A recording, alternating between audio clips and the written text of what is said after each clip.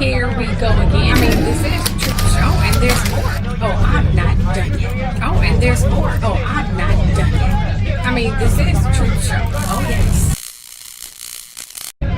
Here we go again. I mean, this is the truth show, and there's more. Oh, I'm not done yet. Oh, and there's more. Oh, I'm not done yet. I mean, this is the truth show. Oh, yes.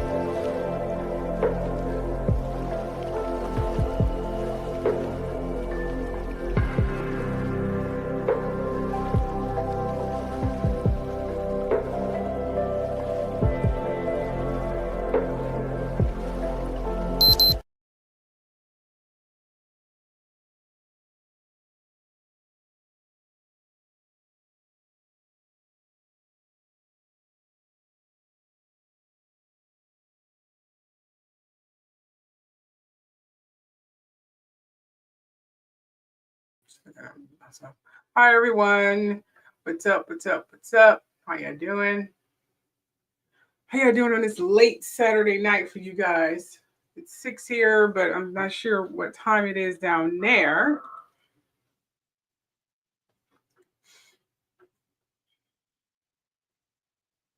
Let me know if you can hear me, which I'm sure you can. I don't have to keep doing sound check all the time. Don't worry, I'm not going to show my face today. I don't feel like dealing with the quality of the camera. So we are just going to do voice only. Yes, we are. All right, with that said, let's go ahead and get started here.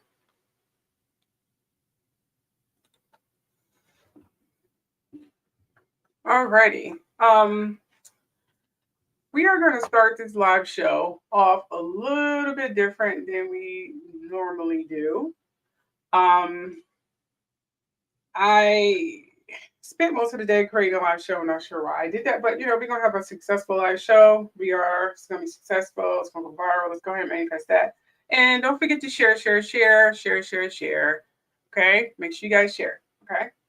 I'm not going to be showing it on my other social media feeds, primarily because when I do that, it never shows up anyway, which is freaking annoying. You know what I'm saying? I'm up here showing it to, all of these feeds and whatnot, and it's not even showing up anyway. So whatever.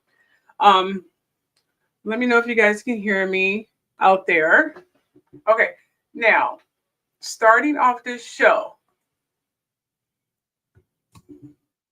Oops.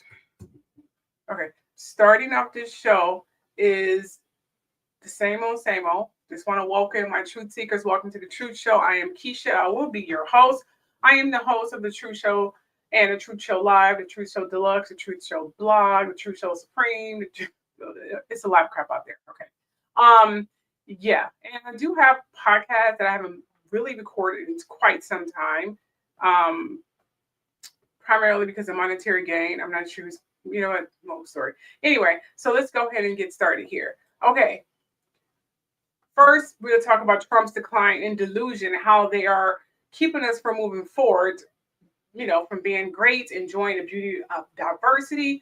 They won't be able to get what they want anymore. And that's what pretty much scares them, because you have some part of the political party who's desperately trying to hold on to some kind of seniority, some kind of power, and they're very confused. They don't know what they want to do. They're seriously like, okay, we want this power. We want all of this, all this seniority. What is happening? So that's what we're currently dealing with at the current moment when it comes to the federal government and our politicians. Okay, that's what we're dealing with. We also discussed royal family drama and celebrity rumors. I got some gossip for you. And then that will pretty much feed your curiosity, because that's what you guys primarily like listening to is celeb gossip. And then, of course, I'll get into some deep talk about some brain food, because I like talking about brain food. So I teach you guys some things about this new age and how is it affecting a lot of people that you know, and how it's going to affect you. You're all welcome to come up and ask questions. I will be putting a link out there. And with that said, here are your warnings.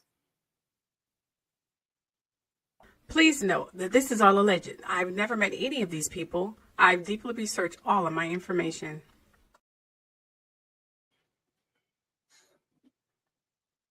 This is a trigger warning. In this video, I may be talking about or showing sensitive material about some subjects or topics that may be disturbing or upsetting, or may bring forth some troubling memories, as you read in the description or title. With that said, either end the video now or brace yourself. Aside from that, enjoy.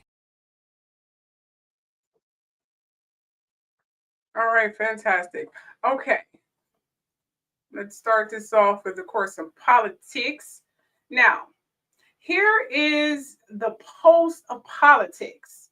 And what I mean by pulse of politics, it's apparently the U.S. Supreme Court has allowed Texas to use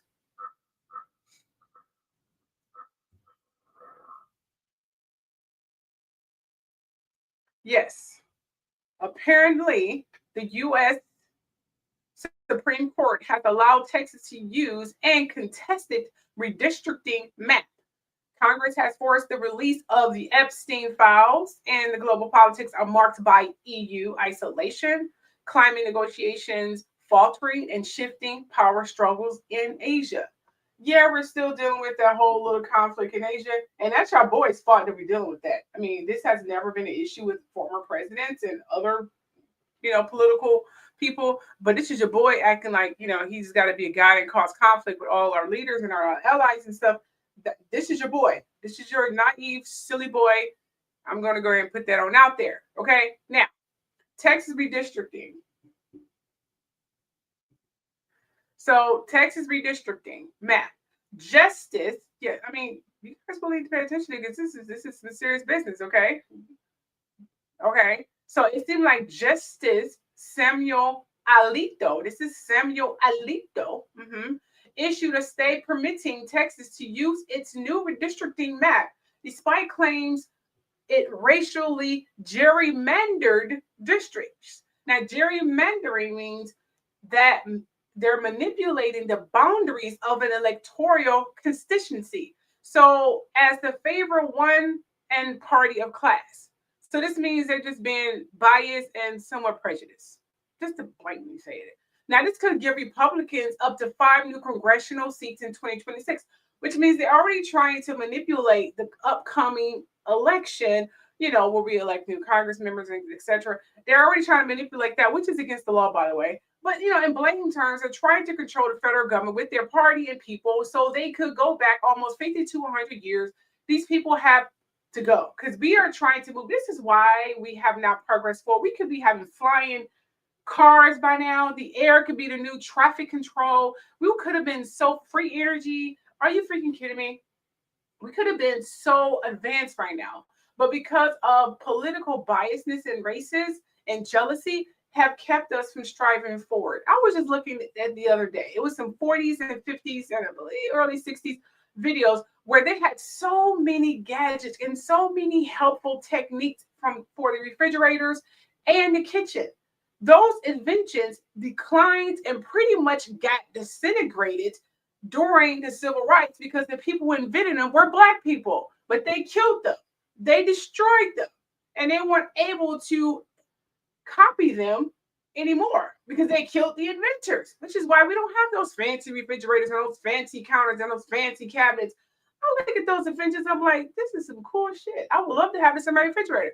But they killed the inventors, they killed the creators, they killed them, they destroyed them. And let's get to the farming too. Our farming was so organic, so healthy, because 70% of the farming was literally owned by Black people. But then the civil rights came along, they started kind of, manipulating the law and forcefully and not lawfully took the land predominantly from the farmers.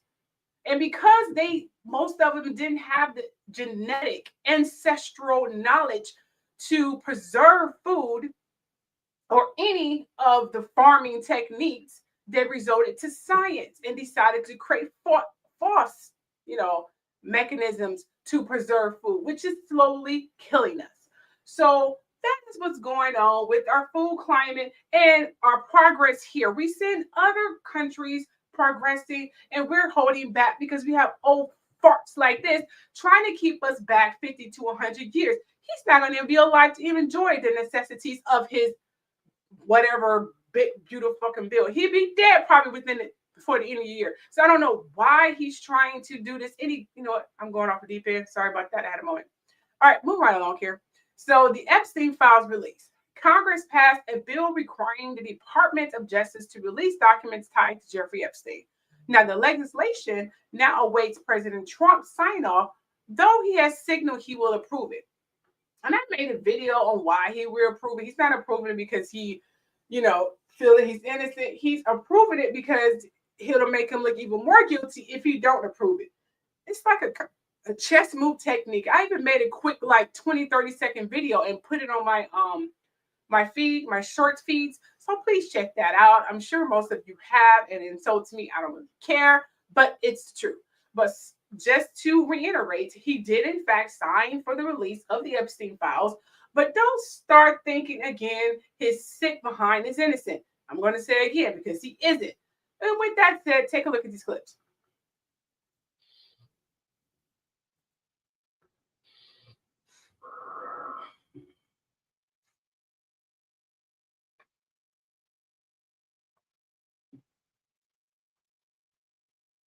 We are anonymous. We do not serve power. We do not worship money. We do not bend the knee for men who believe their wealth can buy silence. We stand with truth with victims and with the people who refuse to be blinded by fear or noise. And tonight we pull the mask off Donald Trump's latest unhinged announcement about Jeffrey Epstein, an announcement that exposes not leadership, but panic. Deep, unmistakable panic. Donald Trump just posted something so frantic, so over the top, so recklessly desperate on Truth Social that even his own allies whisper that he is losing control of the narrative he thought he owned. He is not reacting like an innocent man. He is reacting like someone who knows the walls are closing in, and the boomerang he threw years ago is coming back to hit him straight in the face. Trump's post opens with his usual victim routine, claiming Democrats are using what he calls the Epstein hoax to distract from their so-called failures. Then he declares that he will unleash Attorney General Pam Bondi, the Department of Justice, and what he dramatically calls our patriots at the FBI on Bill Clinton, Larry Summers, Reid Hoffman, J.P. Morgan, and a long list of others. This is not a policy announcement. It is a tantrum strapped to a megaphone. And what makes it more pathetic is that Trump now depends on the same FBI he once attacked as corrupt, and the same DOJ he called deep state enemies. Suddenly they are great patriots because he needs them as political weapons. He needs them to chase ghosts so the spotlight moves away from him, and he is terrified it won't. We Anonymous do not care about political parties. If any Democrat or any Republican or any billionaire or royal participated in Epstein's crimes, they should be exposed and prosecuted. Victims deserve nothing less. But Trump's meltdown reveals his favorite tactic projection. Whatever he is guilty of, he accuses others of doing. This is the same man who demanded Hillary Clinton be prosecuted for mishandling classified emails, then stole classified documents from the White House and hid them at Mar-a-Lago. The same man who screamed that elections were rigged, then pressured officials, launched fake elector plots, and tried to overturn an election he lost. The same man who called the Clinton Foundation corrupt while his own businesses took in money from foreign governments while he was in office. The same man who let chance of lock her up, but claimed every investigation into himself was a witch hunt. With Trump, the pattern is simple. The louder he points, the more he's hiding. So when he calls the Epstein scandal a hoax, he's not making a point. He's revealing panic. And the real question becomes, what part does he think is a hoax? The 20,000 pages of newly released documents, the emails from 2011 where Epstein wrote that Trump knew the girls, the photos of Trump smiling with Epstein and Ghislaine Maxwell at Mar-a-Lago, the flight logs, the social ties, the repeated interactions, the fact that Trump said in 2002 that Epstein was a terrific guy who likes beautiful women as much as I do, many on the younger side. These are not Democratic inventions. These are Trump's own words, Trump's own photos, Trump's own past. And when he used Epstein to attack Bill Clinton, it wasn't a hoax then. It only became a hoax when evidence began pointing back at him. Even international outlets like BBC, The Guardian, Deutsche Welle, and The Independent have documented Trump's ties to Epstein, from the parties at Mar-a-Lago to the private gatherings in New York to the elite circles they moved in.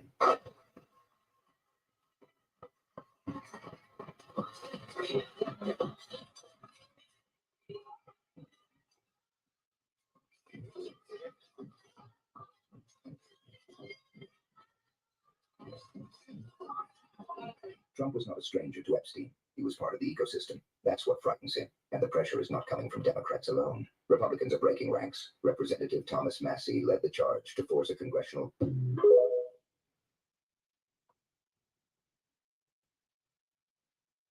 We are anonymous. We do not serve kings. We do not worship predators. We do not look away when the powerful bury their secrets under 20,000 emails and decades of silence. Tonight, we walk straight into the heart of a story Donald Trump and his inner circle hoped would never reach the public. A story drawn not from rumor, but from messages, correspondence, and digital footprints left behind in Jeffrey Epstein's trove of more than 20,000 emails obtained by the House Oversight Committee. These emails reveal a web of conversations, perceptions, complaints, insults, political strategizing, and descriptions that shed light on how Epstein and people around him viewed Donald Trump, interacted with him, and talked about him. Some of these emails have gone viral, but the majority remain largely unknown to the public. And when you read them, when you follow the threads one by one, the shape of the story becomes clearer, deeper, and far more troubling than anything in yesterday's headlines. You've already seen the email where Epstein writes to Ghislaine Maxwell back in April 2011, referring to Trump as the dog that isn't barking, noting that a victim spent hours with Trump at Epstein's house and saying that Trump has never been mentioned by investigators. Maxwell replies that she has been thinking about it. That alone will dominate any news cycle. But it is only one tile in a mosaic of conversations that stretch from 2009 all the way through Trump's first term in office. I went through every single email, all 20,000.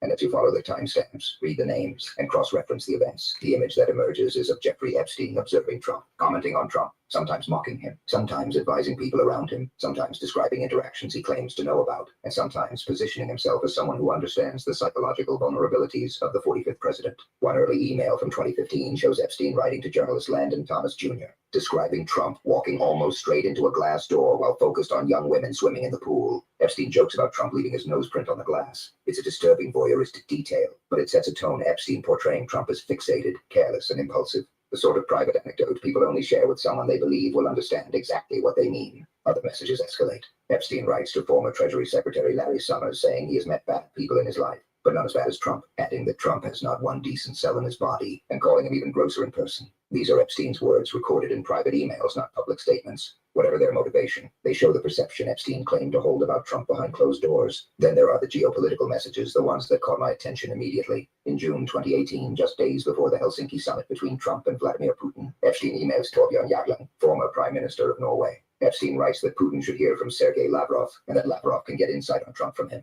Jagland replies that he will meet Lavrov's assistant on Monday and will suggest it. The tone of the exchange is casual, even friendly, with Jagland thanking Epstein for a lovely evening. Epstein replies that Trump must be seen to get something, describing Trump's psychological need for a win, or at least the appearance of one. Whether these messages reflect true influence or exaggerated self-importance, their content is undeniable. They show Epstein discussing Trump with high-level political figures, positioning himself as someone who studies Trump's ego and behavior, and portraying himself as a conduit of insight into how Trump operates. These emails exist. They have timestamps. They have senders and recipients, and reading them together paints a picture that Trump's inner circle never wanted public. But the emails go deeper still. There's Epstein conversing with individuals tied to modeling networks, including Jean LeBlanc, who later died under circumstances many observers noted as strangely parallel to Epstein's own. They talk about bringing a Burmese singer to the US, calling her very pretty, mentioning fresh promotional angles around Obama's visit to Myanmar. These exchanges sit uncomfortably in the context of what has long been reported about Epstein's social network. There's Epstein discussing messaging strategies with people who were connected to Trump's political world.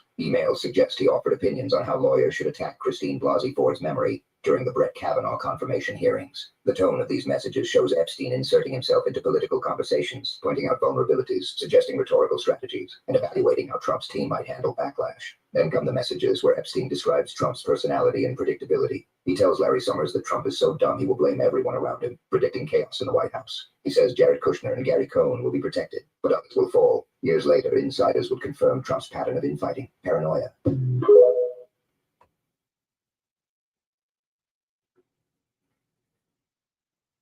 Shifting behavior Epstein described in private long before those memoirs and interviews emerged. One of the most striking emails comes from a New York Times journalist tipping Epstein off about a former NYPD detective digging into Epstein and potentially Trump as well. The journalist mentions questions about why Epstein hired Ken Starr. It's a moment that raises questions about access, information flow, and who protected whom and why. Then another bombshell in November 2016, right after the election. Epstein emails to say he is in Trump Tower. Linda Stone asks if he's still in Paris. Epstein replies, "I'm in the Trump Tower." Trump has repeatedly insisted he hadn't spoken to Epstein in years, but this email suggests physical proximity far more recent than Trump has ever publicly acknowledged. Whether Epstein was exaggerating, visiting someone else, or telling a literal truth, the email exists, and that alone is enough to destabilize the carefully crafted narrative Trump has repeated for years. The messages between Epstein and Maxwell show a nuanced picture. Epstein notes that investigators have never mentioned Trump, despite a victim spending hours with him at Epstein's home. Maxwell acknowledges it. Again, this is the content of the email, not a legal determination, but it is part of the written record. More emails show Michael Wolff commenting on a victim at Mar-a-Lago, and Epstein claiming that Trump asked him to resign from Mar-a-Lago, even though Epstein says he was never a member. Epstein writes that Trump knew about the girls and asked his land to stop.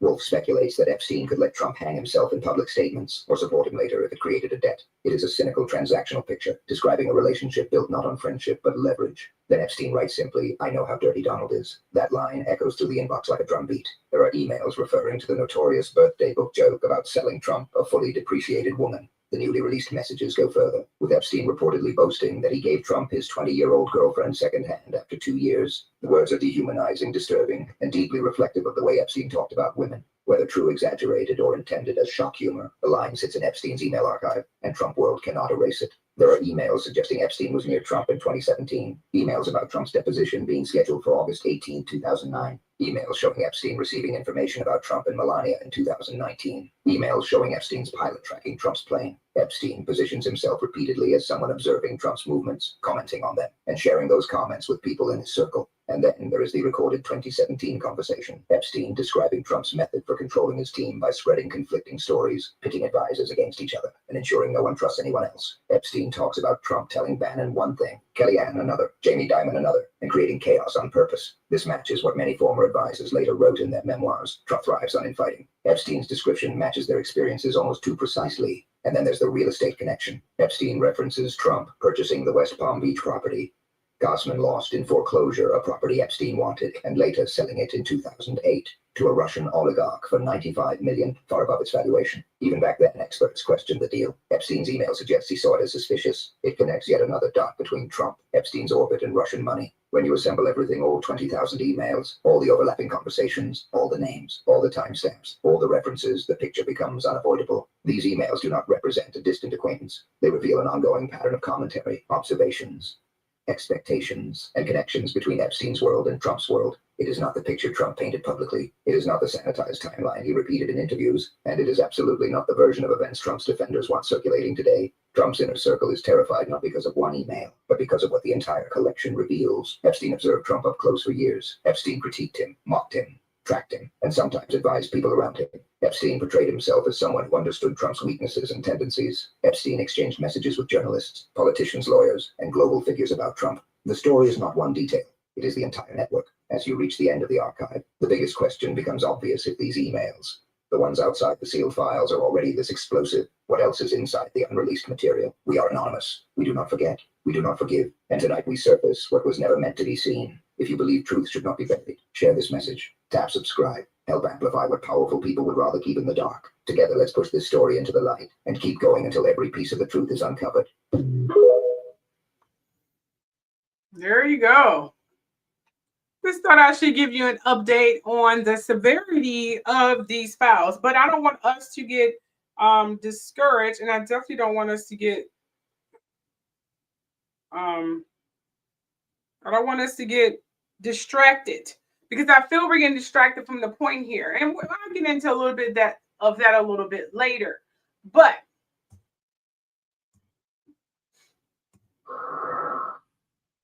because we need to talk about the voter data controversy. Now, it seems that in Oregon Secretary of State, we'll get into that a little bit later, but I want us to talk about the voter controversy. We need to talk about that because there was a rigged election, and he's trying to manipulate and rig the next election. He's been quite blunt on what he's doing. But before we get into that, I don't want us to, again, not get discouraged, okay? But I do want us to get into severity of these Epstein files. So here are more videos, because I'm going to seriously go in and keep talking about this, but I'm not going to get distracted from the real point here and trying to get him out of the White House and still talk about the fact that they rigged the election. I'm still not getting over that. But before we get into a little bit of that, here are more videos, okay? Okay, you guys, these Epstein files are out of control. So we're going to break down everything we've seen thus far. Okay, first, let's start with Obama's former chief White House counsel, Kathy Rubiller, and a very eerie, very suspicious email with her and Epstein. Now, they're communicating back and forth in this email, but at the bottom of this email gets really weird. And I quote, she says, "Yes, I will be like the doctor at Lenox Hill, put that crazy in room 1, gunshot in surgery, and the cook, well, he can wait." You guys, remember Obama's chef who worked at the White House and who died at Obama's house? Could they be talking about him? Now, being that email was from 2014, saying the cook can wait, you mean like 9 years later wait, where he actually died in 2023? Yeah, that's suspicious. Gets even wilder though. So we have an email from 2018 with Jeffrey Epstein and his brother, Mark Epstein, in which Mark is asking, buckle up, he says, does Putin still have the pictures of Trump blowing Bubba, aka Bill Clinton? I don't think it's Bill Clinton. What? Okay, even if this is even remotely true, how relevant would this picture be that they found in Epstein's house of Bill Clinton in a blue dress, in which Monica Lewinsky was in a blue dress just like this when she blew him? This is giving way to the biggest blackmail ring of all time, but let's keep going. Now, if we weren't completely off the rails, this is going to take us there, because there's an email stating that he was into bioengineering and genetics, specifically black people. And I quote, "You might be able to make blacks smarter by changing the time for the motor layer development and changing the time for other layers." He states their brains are slower at learning high-level concepts, in which he's giving way to slavery being that muscle switch for slaves. We're faster, so we're stronger, jump higher. Then the white people were thinking all day, basically, and making them smarter under pressure over time. Now, not only he was into bioengineering and genetics, and he had his own office at Harvard called Jeffrey's office, but he had close ties to MIT, in which he had very close ties to this guy, Marvin Minsky, who was the co-founder of MIT's AI laboratories, and they call the father of AI. I mean, it really takes the guesswork out of why he was trafficking people besides blackmail. You wanted to experiment on people like a test lab rat. Now, this part totally makes sense, where the head morgue manager of Harvard pled guilty early this year for selling body parts online. Does anybody want to take a wild guess who he was working for? Epstein he was working for. And there's a whole lot more, so I'm going to do a part 2. Make sure you guys get into my Telegram. We're just getting started.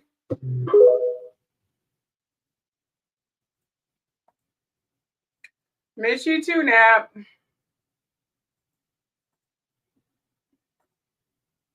Miss you too. Now, before we play that little funny little video, here is a little bit more of who Bubba may be. People think Bubba is Donald Trump, but Bill Clinton. It's not Bill Clinton. I just want to point that out there. It's not Bill Clinton, okay? It's not. I know his nickname is Bubba. That'd be too obvious. And I believe Epstein's brother stated that it wasn't Bubba. Bill Clinton wasn't Bubba as well, okay? So that has been debunked. Footnote number 31 in my government means to kill me. Roy Cohn was infamous for his unscrupulous tactics as a lawyer, and he was disbarred shortly before his death. A closeted homosexual, Cohn claimed until his final breath that he was dying of liver cancer. My doctor was born on record. That's exactly what I did have. No, they haven't. They say it's a life-threatening disease, but the words liver cancer are not in their affidavits at all. If I didn't say this, this man here was nicknamed Bubba as well. He is a famous attorney who was rumored to be gay, and he died of AIDS.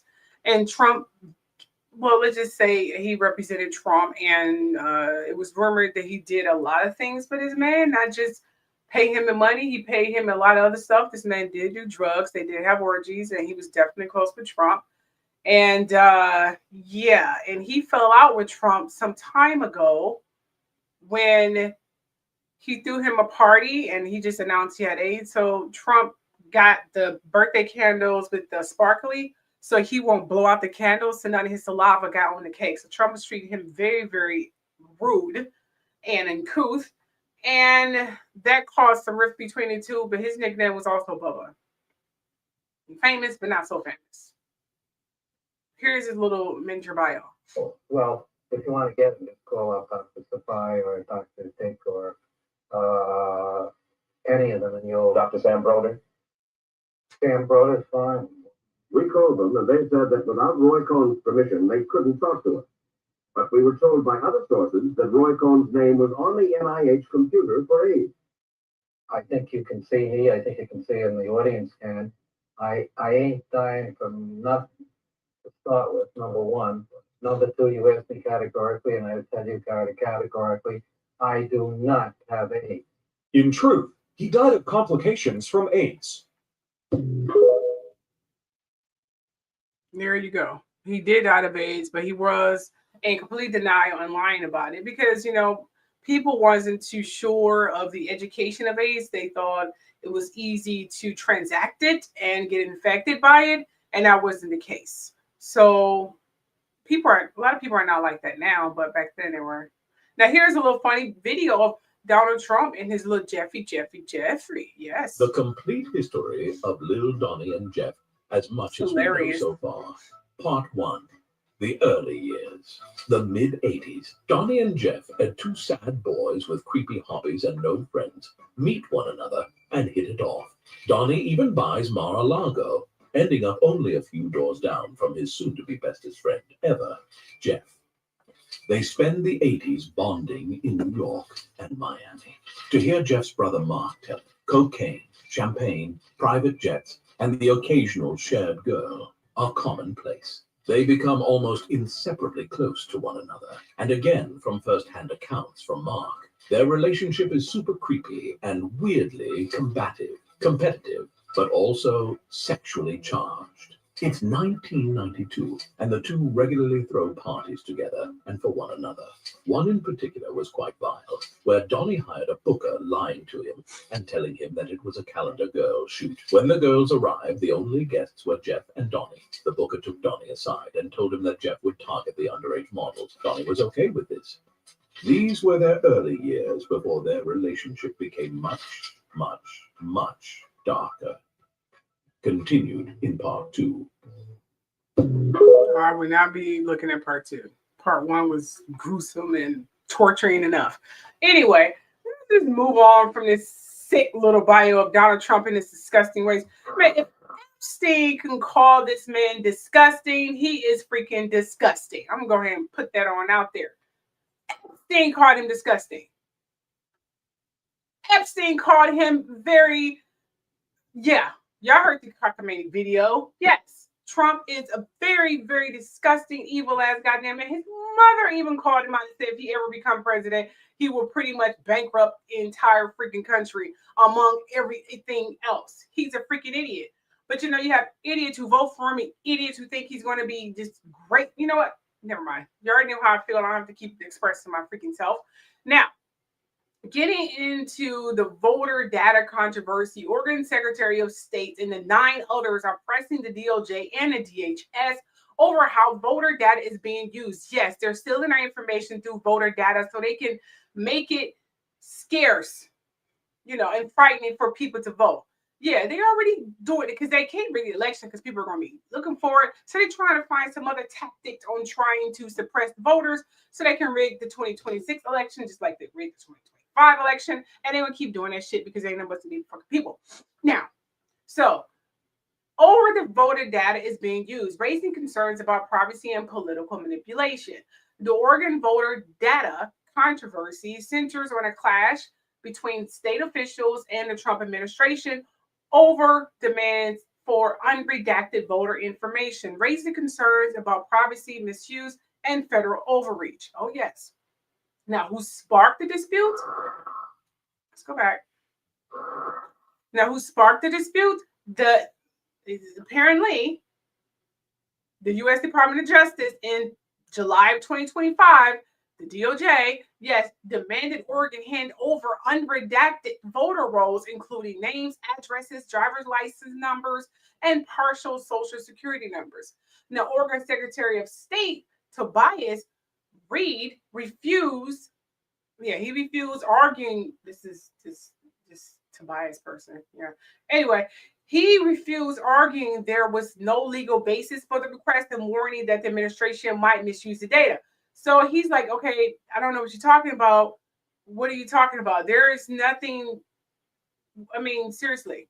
So here's what is going on here. Okay. Apparently, we said again, Oregon Secretary of State Tobias Reed refused, arguing there was no legal basis for the request and warning that the administration might misuse the data. So then the DOJ later sued Oregon in September of 2025, claiming the state violated federal laws like the National Voter Registration Act and Help America Vote Act by withholding data.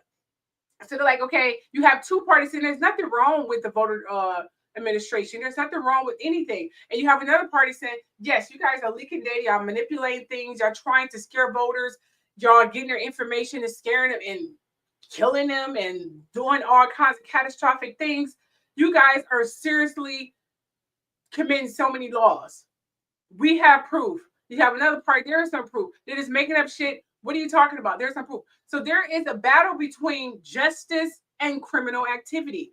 So we have evil people versus good people, just to put it in layman terms here. So why Oregon and other states object? What Tobias Reed and the 9 other secretaries of state from states including Washington and California and Maine sent a joint letter in November 2025 to Attorney General Pam Bondi and DHS Secretary Kristi Noem, demanding clarity. Like, okay, prove to us there is no voter manipulation. Then prove to us that you guys are not leaking voters' personal data.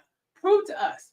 Please prove to us. We want to know. We want some clarity. We want some answers. So their concerns included contradictory statements from the DOJ and the DHS about whether the data was being shared. Now, reports that the DHS had entered voter data into the SAVE system, and they claim this damn voter data was not online. It's all not online. It's not on internet or Wi-Fi, but it's clearly online internet. People are able to go into the voter data and pretty much leak people's personal information. But they claim it is not online. I keep getting emails from the CEO of the Voters Act, and I might have to call this woman because I have some fucking concerns. Now, the voter data into safe system and federal database used to verify immigration status. And that's another thing that they're doing. They're trying to take the information from the voter data, which they cannot do, by the way. Yes. And they're giving it to ICE members and fake ICE members to seriously kidnap them.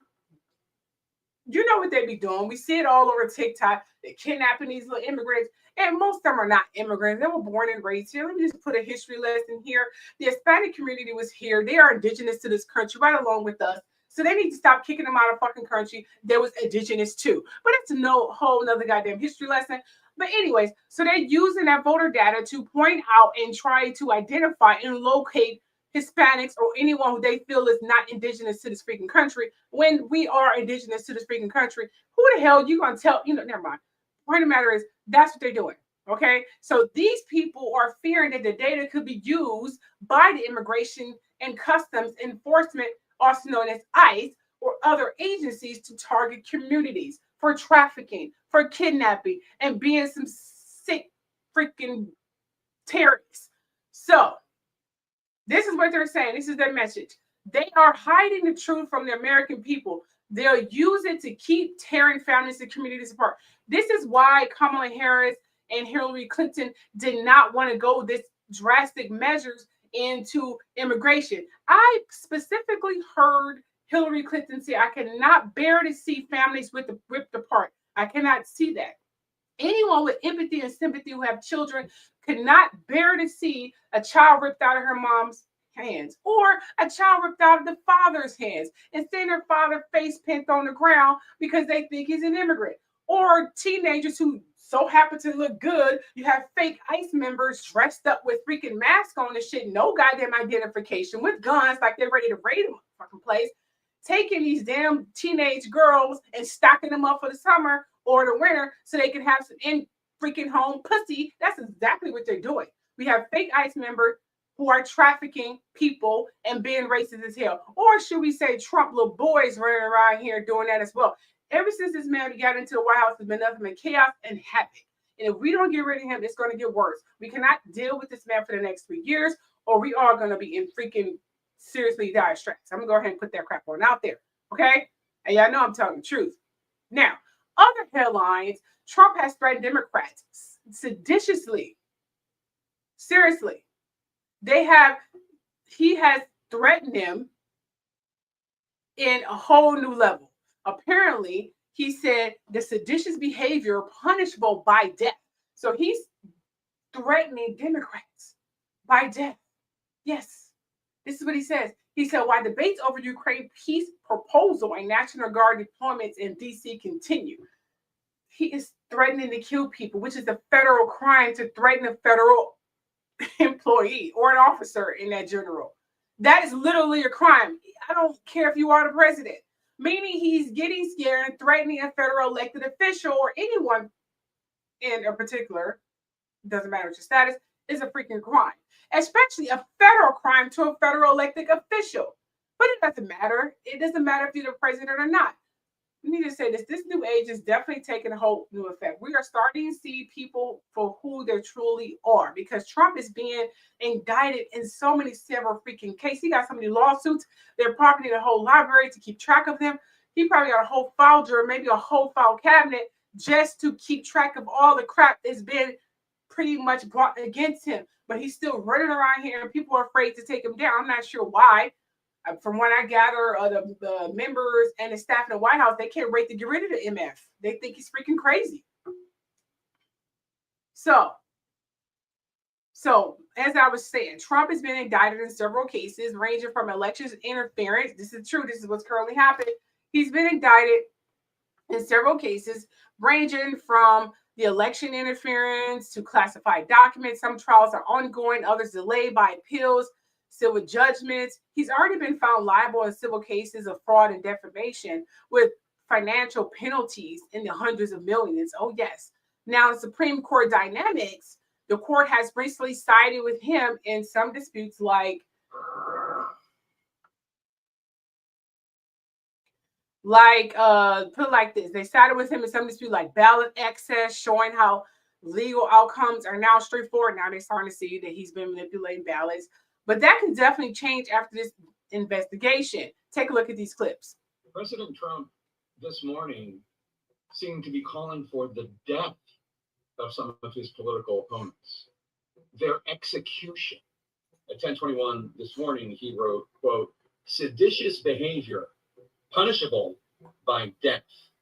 He's talking about a handful of House and Senate Democrats with background in the military and the intelligence community and the national security community who put out a video saying that any members of the military or intelligence communities who are handed down illegal orders from their superiors should not carry out illegal orders. You can refuse illegal orders. You must refuse illegal orders.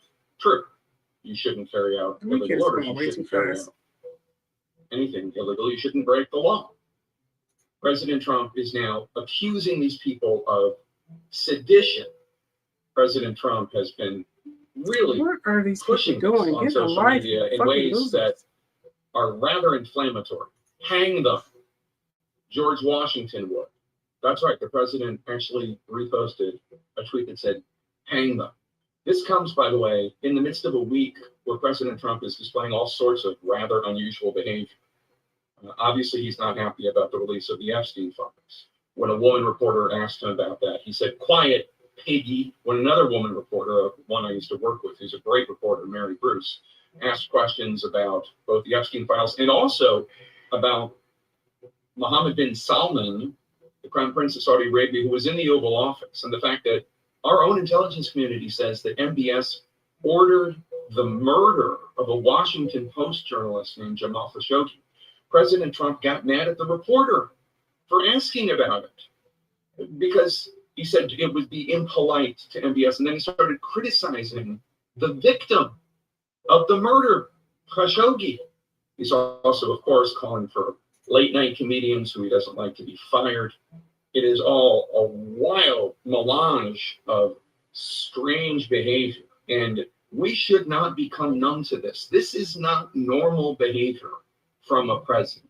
And in fact, when you start calling people traitors and when you start saying that people should be hanged in this climate where there's all this violence against political figures, including against President Trump, that's wildly irresponsible. I concur. Now, here's the video that got him all riled up. Senator Alyssa Stockton. Senator Mark Kelly, Representative Chris Ferguson, Congresswoman Nancy Pelosi. Representative Chrissy Moore.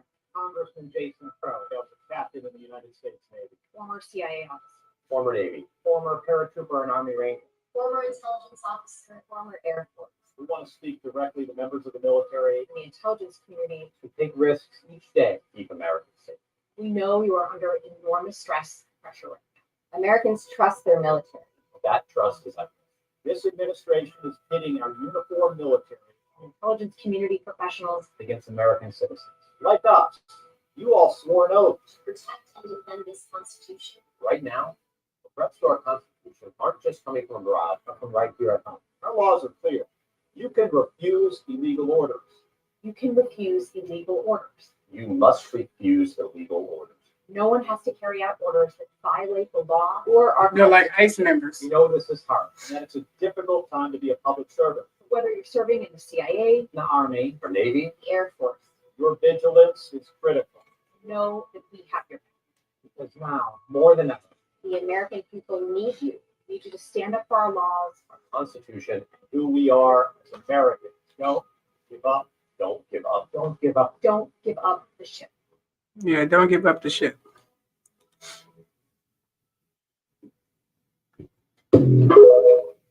Well said. Donald Trump has been branded defiant of Democrats, traitors who should be executed. Political reporter John Michael Ross, 60 seconds on the clock. What's going on? So yesterday, President Donald Trump made some audacious claims that some Democrats were acting with seditious behavior. He called them out specifically because they released a video earlier this week calling on U.S. troops to not follow, quote, unlawful orders. Now, these Democrats didn't say what those unlawful orders were, and their video really angered the president. So he went on a tirade yesterday morning basically calling for them to, in some cases, be hung or face the death penalty, as is the the requirement for seditious behavior. It was absolutely an unbelievable exchange, and it prompted these Democratic lawmakers to actually ask for additional security. Capitol Police, who's responsible for defending senators and congressmen, even said that they're going to up these individual security to 24 hours a day. And they went on, some of these Democrats last night on the table, and started talking about the threats to their life that they've already started receiving after the president said they should face the death penalty. John, Michael, have any Trump aides said anything about this? Carolyn Levis downplayed it yesterday during the briefing. Now, I haven't talked to any aides myself, but I think that the president is trying to move on from this saga as quickly as possible. All right, time to read the rest of the story. Thank you, John. Thank you. Wow. In freaking sane. Unbelievable. Let's leave it at that. I spent most of the day live show talking about politics because I know I'm truly passionate about that. I can talk about that all day long. Well, not all day long, but all through this live show. But let's get into this Epstein list. Now, do you guys have any idea who's on this list? I don't think y'all know the details of this cockamamie list. Seriously. And Marjorie is pulling out of this political party, which I'm shocked about. I thought the woman had no morals and just completely defined and went against her, I don't know, her morality and integrity just to be loyal to a party who are filled with rapists, liars, and biased and racist fools. But, you know, whatever. And now the Democrats feel like that, too. I mean, it's just not the Republicans. I'm just saying. But the people she was supporting were definitely like that. Now, here are certain people on the Epstein list that you guys should really check out. I mean, seriously. Make sure you hit the like button, you guys, and share. Take a look at this. So last night, I discovered what I believe to be Jeffrey Epstein's client list. He sent this list to himself 3 times over the years. Now, we're going to go through each of these lists, and I'm going to also put into context what was happening. But before I get into it, I need you guys to not think of this as the trafficking list, the client list, but more of the people involved in his web of intelligence gathering and blackmail schemes. On October 30th, 2016, Jeffrey Epstein emailed this list of people to himself. On November 1st, he then took this same message and forwarded it to himself again. On November 1st was the day that James Comey announced that they were reopening the investigation into Hillary Clinton's emails. The same James Comey who is currently being prosecuted by Trump. Subject of this email is contacts, and it not only includes familiar names, but also includes things like Boeing and Anna Bryce, the executive director of JP Morgan. Yes, we'll be getting into more names in depth, but I'm just letting you know the names that are making me believe that this is the web. On January 8th, 2018, we see this kind of stream of consciousness email that might have been in like a notes app that Epstein sent to himself called Radical Breakthrough. In the bottom of the original email, we see a smaller version of the names, and included in that name is Roni, who we now know was the assistant to Donald Trump that Epstein was texting the Virginia Islands representative about during Cohen's hearing, where she then asked about Roni. January 8th, 2018 was the day that Michael Wolff's book, Fire and Fury, came out about Donald Trump and Epstein. He then forwarded this list to himself later that night, a more extensive version of the one below. It's clearly not some sort of list for a party or something, because some of the people on this list are dead at the time of this email. Some of these people have never been connected to Epstein in any way until you look closer, like Joan Severance, a former actress and model whose biggest role was in a TV show called Wise Guy with Kevin Spacey, but was discovered in a Miss Houston beauty contest and was introduced to John Casablancas with elite modeling. And as for Halle Berry, it turns out in 1986, she got her big break by becoming Miss Ohio and then was the first runner-up in Miss USA the first year that Donald Trump owned the pageant. This is a name that has never been connected to Epstein in any way. Now, before I show you the final list, I need to put it in context for you because Epstein sent it to himself on June 30th, 2019, 6 days before he was arrested. First, we have to back up to December 4th, 2018, after Epstein and Bannon had buried whatever happened they had between them. On December 4th, Jeffrey Epstein reached a last-minute settlement deal with Bradley Edwards, who is the lawyer for all of the victims in a defamation lawsuit. That day, Bannon texts Epstein, but your deal allows the girls to go tell their stories. He bragged about that and pushed that at the press conference. Epstein says, I'd like to do a documentary on the real story, smiley face. Bannon says, would you let me interview the girls also? Epstein says, yes, great idea. Bannon, you are kidding, correct? Question mark, question mark, question mark. There's other videos going in depth about Steve Bannon and Epstein's project. According to Bannon, the documentary they were working on was called The Monsters, Epstein's Life Among the Global Elite. But Bannon specifically says that this documentary is going to be blowing up the argument that Epstein can't be redeemed by showing the 12 that he did redeem. It also seemed like Epstein was trying to make sure that the scientists were left out of the island stuff, with Bannon saying they don't need the scientists right now because you are walking through the entire vertical. In businessman speak, a vertical is a power structure starting from the top down. One of the first names that he sends to Bannon is Melanie Walker, brain surgeon. Melanie Walker is not only married to a former VP of Microsoft who is also on these lists, but she met Epstein in 1992 when she was sightseeing in New York alongside Donald Trump near the Plaza Hotel. Epstein put her through medical school and she became his science advisor before going on to be hired by the Gates Foundation. She was his honeypot and the reason that Bill Gates and Melinda got divorced. Epstein specifically said that they are part of a secret society. But in that same conversation, Bannon says, we can pull footage, just get me the names, whether living or dead. 13 days later, he emails to himself, subject, list for Bannon, Steve.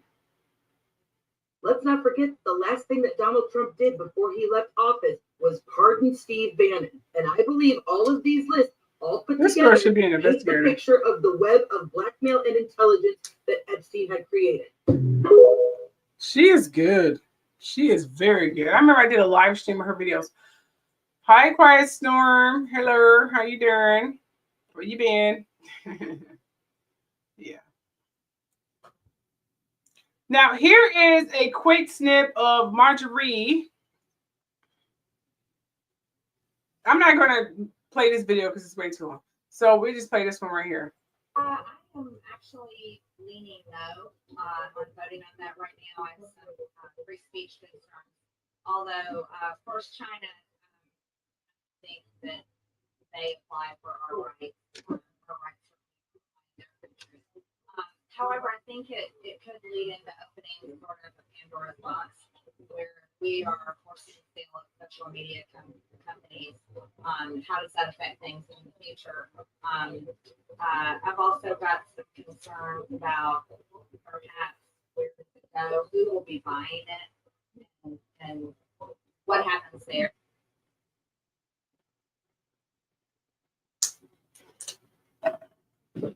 All righty. Moving right along here. I'm done with this whole debacle. The last night I discovered. Okay. Let's move it along. Move it along. Move it along.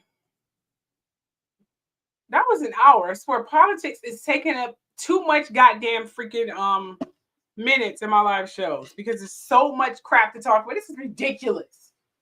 We're not even a year in freaking term yet, and it's seriously dominating airways. The man is a narcissistic psychopath. We shouldn't be talking about politics this much. This is freaking ridiculous. There's other things we talk about than fucking Trump. Now, let's talk about the royal family. Now, apparently Prince Andrew's fall, King Charles III formally removed Andrew's remaining royal titles, as I stated in my last live show. Yes, and honors in November 2025.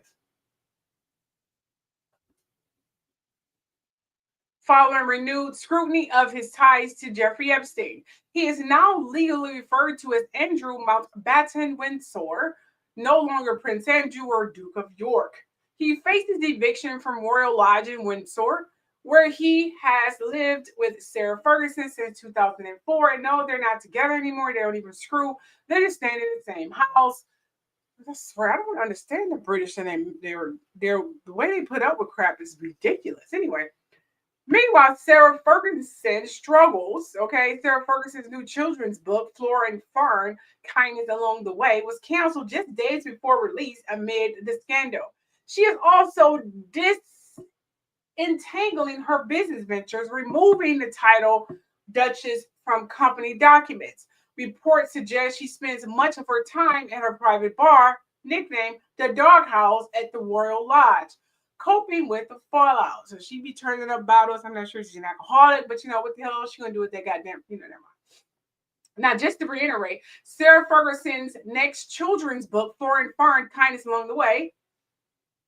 They don't know what she's going to do with that because it was withdrawn, like I said, from publication amid fallout because, you know, Prince Andrew, her ex-husband, and, you know, a lot of other stuff. Now, it seems like here, the New Frontier Publishing is based in London, and according to Publishers Marketplace, Flora and Fern, Kindness Along the Way did not have a U.S. publisher. So they're thinking she may go to U.S. and try to publish it here, whatever.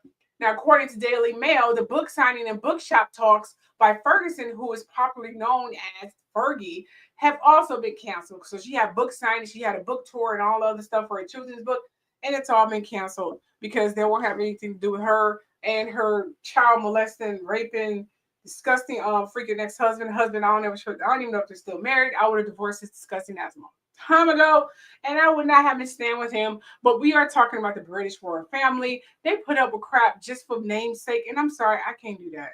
Especially if I had their kind of connections and their kind of money. I see if he was financially obligated or having to stay with this man, so you have to do this, and your kids are young, or they're not out there doing their own thing, and they're still financially and emotionally dependent on you. Okay, you have to do what you got to do. But if you do not have those obstacles and those trials and tribulations or thrones in the road, there's no way in Sam hell you should stay in this predicament. Screw that. She should have been long gone a long time ago, and this little hiccup would not have affected her. Like, oh, I haven't been with him in years. But you know, that is my opinion. Here are some videos.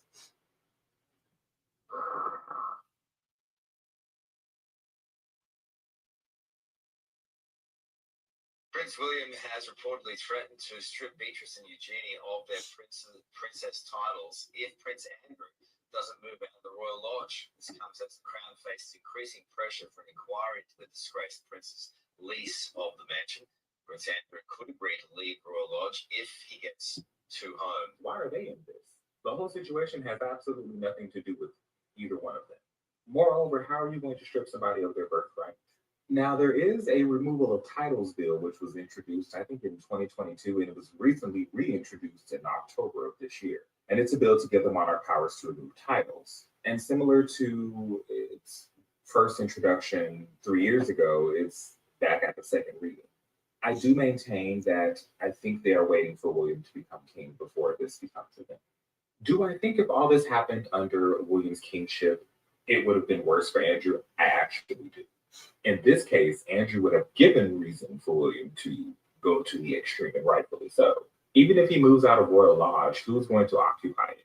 More than likely, Andrew's going to end up on Crown property. Well, who cares? Just sit there and collect dust. Palace being pretty full, as well as it being the London residence for the Prince and Princess Wales. I mean, he could go to St. James's Palace. This particular residence only has 3 occupants: Princesses Anne, Alexandra, and Beatrice. Well, Anne uses it as her London residence, let me rephrase. Allegedly, Andrew is asking for 2 homes, one for himself, one for Sarah. At this point, Sarah is no longer Duchess of York. And to be frank, she's been mooching off still of Andrew and the royal family since her divorce. I always thought for a moment that these two would get remarried, especially after Philip had passed away, because that was a no-go for him. Considering everything that's happened, I think a remarriage between these two is going to definitely be a no-go, which means Sarah's going to have to find her own footing on her own. Amid all the scandal, Eugene went to Paris for a girls' trip, and Beatrice is in Saudi Arabia for work.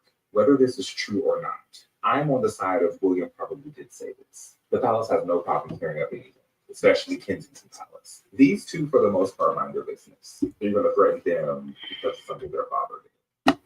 Not even just Prince William, but the UK media has so much smoke for everybody except Andrew. They have decades worth of material regarding these two. In my personal opinion, I feel like they're treating this similar to the abdication. Meaning, if this story gets too far out of hand, they feel like it will be the downfall of the monarchy. But on the contrary, if you held them accountable like they need to be, it would help the monarchy flourish. That's your word? Yes, so I hope it flourish.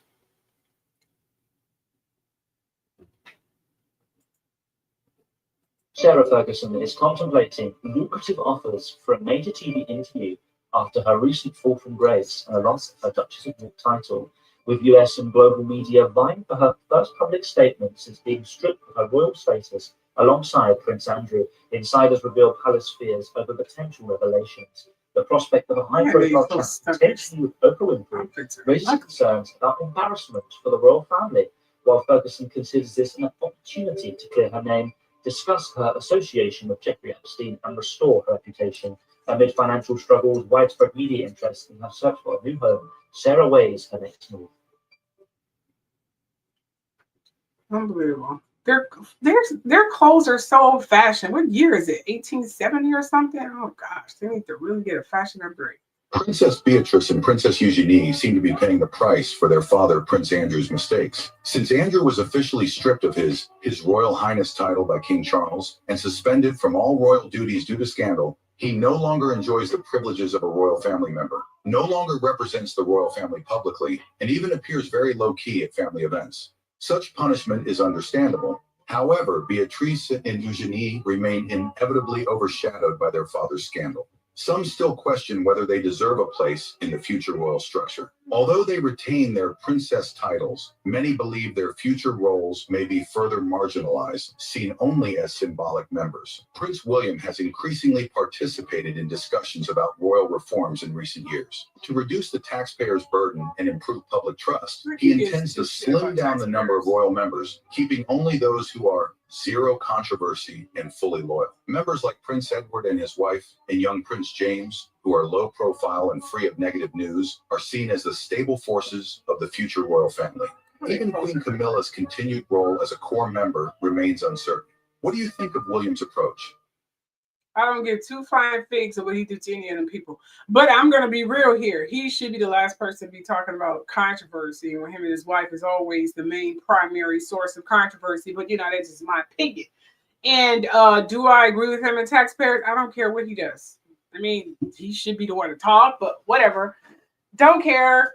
Don't care what he do to those royal members. But, I know we all know who he's primarily going to target, Meghan and Harry. He needs to do something else. Isn't the homelessness down there looking bad? I mean, he has other things he needs to be doing. Seriously. But, I don't care what he does to these people.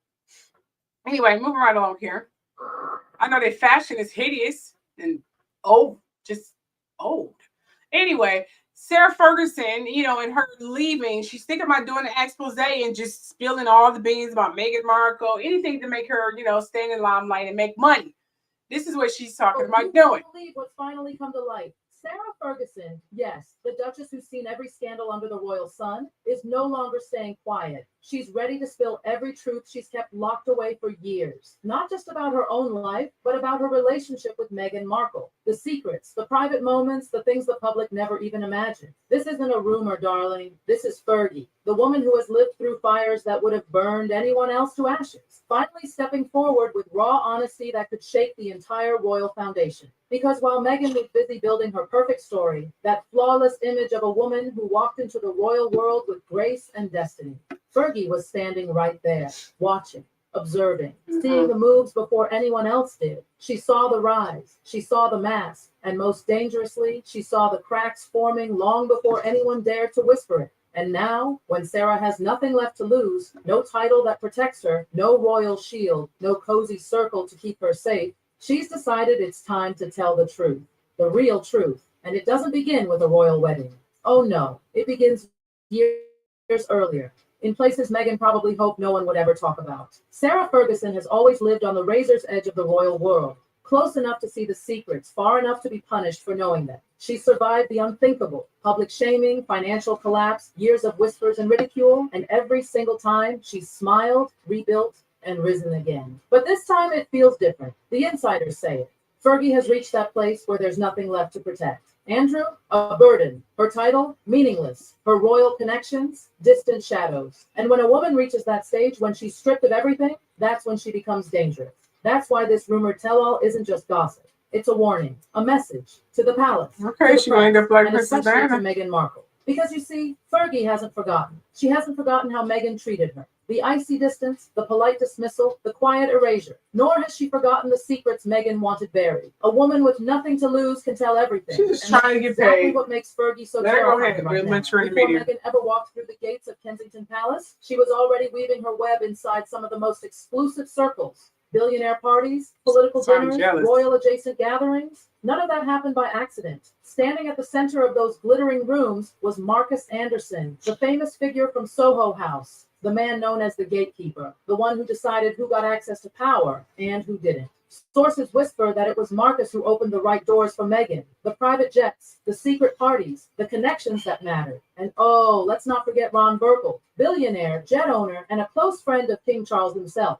Insiders say Meghan flew on Burkle's private plane to that Jamaica wedding. Harry, he flew economy plus, but Meghan, private jet. That tiny detail tells a huge story. And people like Fergie, trust me, they notice. That world watches who enters with grace and who barges in with ambition. And Meghan was moving with purpose. That's why when people say Fergie knows Meghan's world, they're not exaggerating. She knows the people, the circles, the whispers behind closed doors. She knows the version of Meghan that existed long before the palace cameras ever lit up her smile. And that's the version she could expose, the one Meghan thought she'd erased. Long before the world saw cracks in the royal fairy tale, they started behind the scenes, quietly, between Meghan and the York women. To understand that, you need to understand their world. Beatrice and Eugene, born royal, raised under pressure, but trained to navigate the chaos with grace. They understood the expectations, the gossip, the judgment. They had watched their mother suffer under royal scrutiny all their life.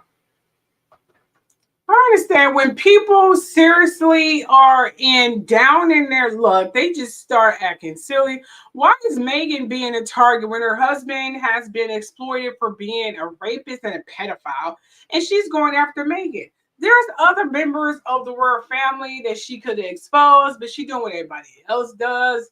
Ugh, woman, get a hobby. Anyway, moving right along here. I can't deal with Fergie and her Fergusness.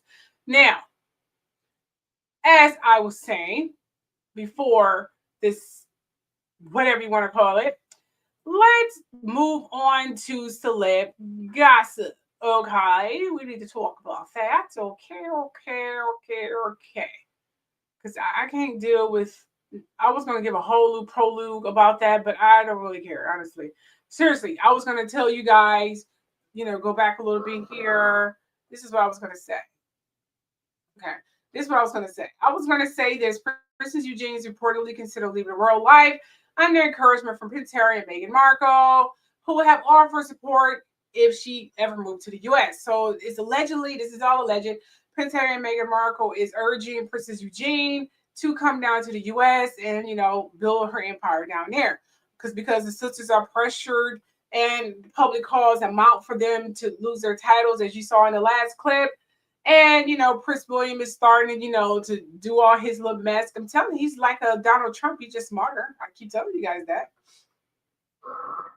Now, that's what I want to say. And I said it. So move right along here.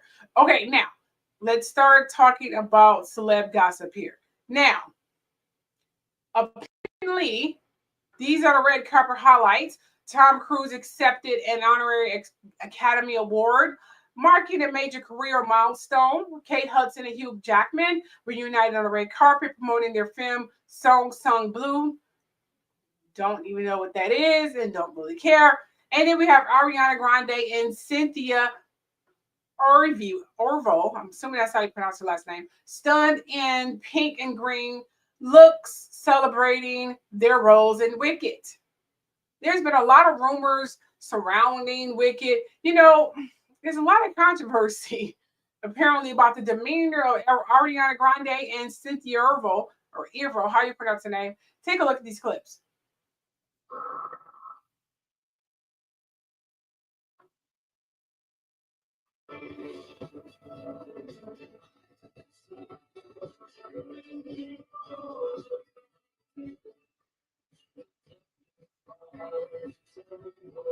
Oh my gosh.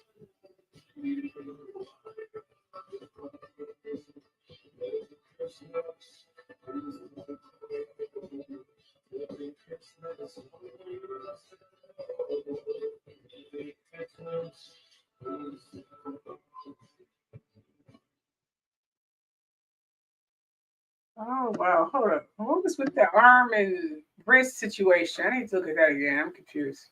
What was going on with that? Hold on. Let's say a lot. What was he doing? Hold on. Oh, was he holding her too hard? Oh, okay, yeah, he was holding her a little too hard. Okay. Yes. Okay, that's weird. Anyway, here's another video. I don't know what to say about these two. I do have my analysis on why she's doing this, but take a look at this. No one else concerned about what's going on with Wicked. I mean, why have all the characters completely transformed?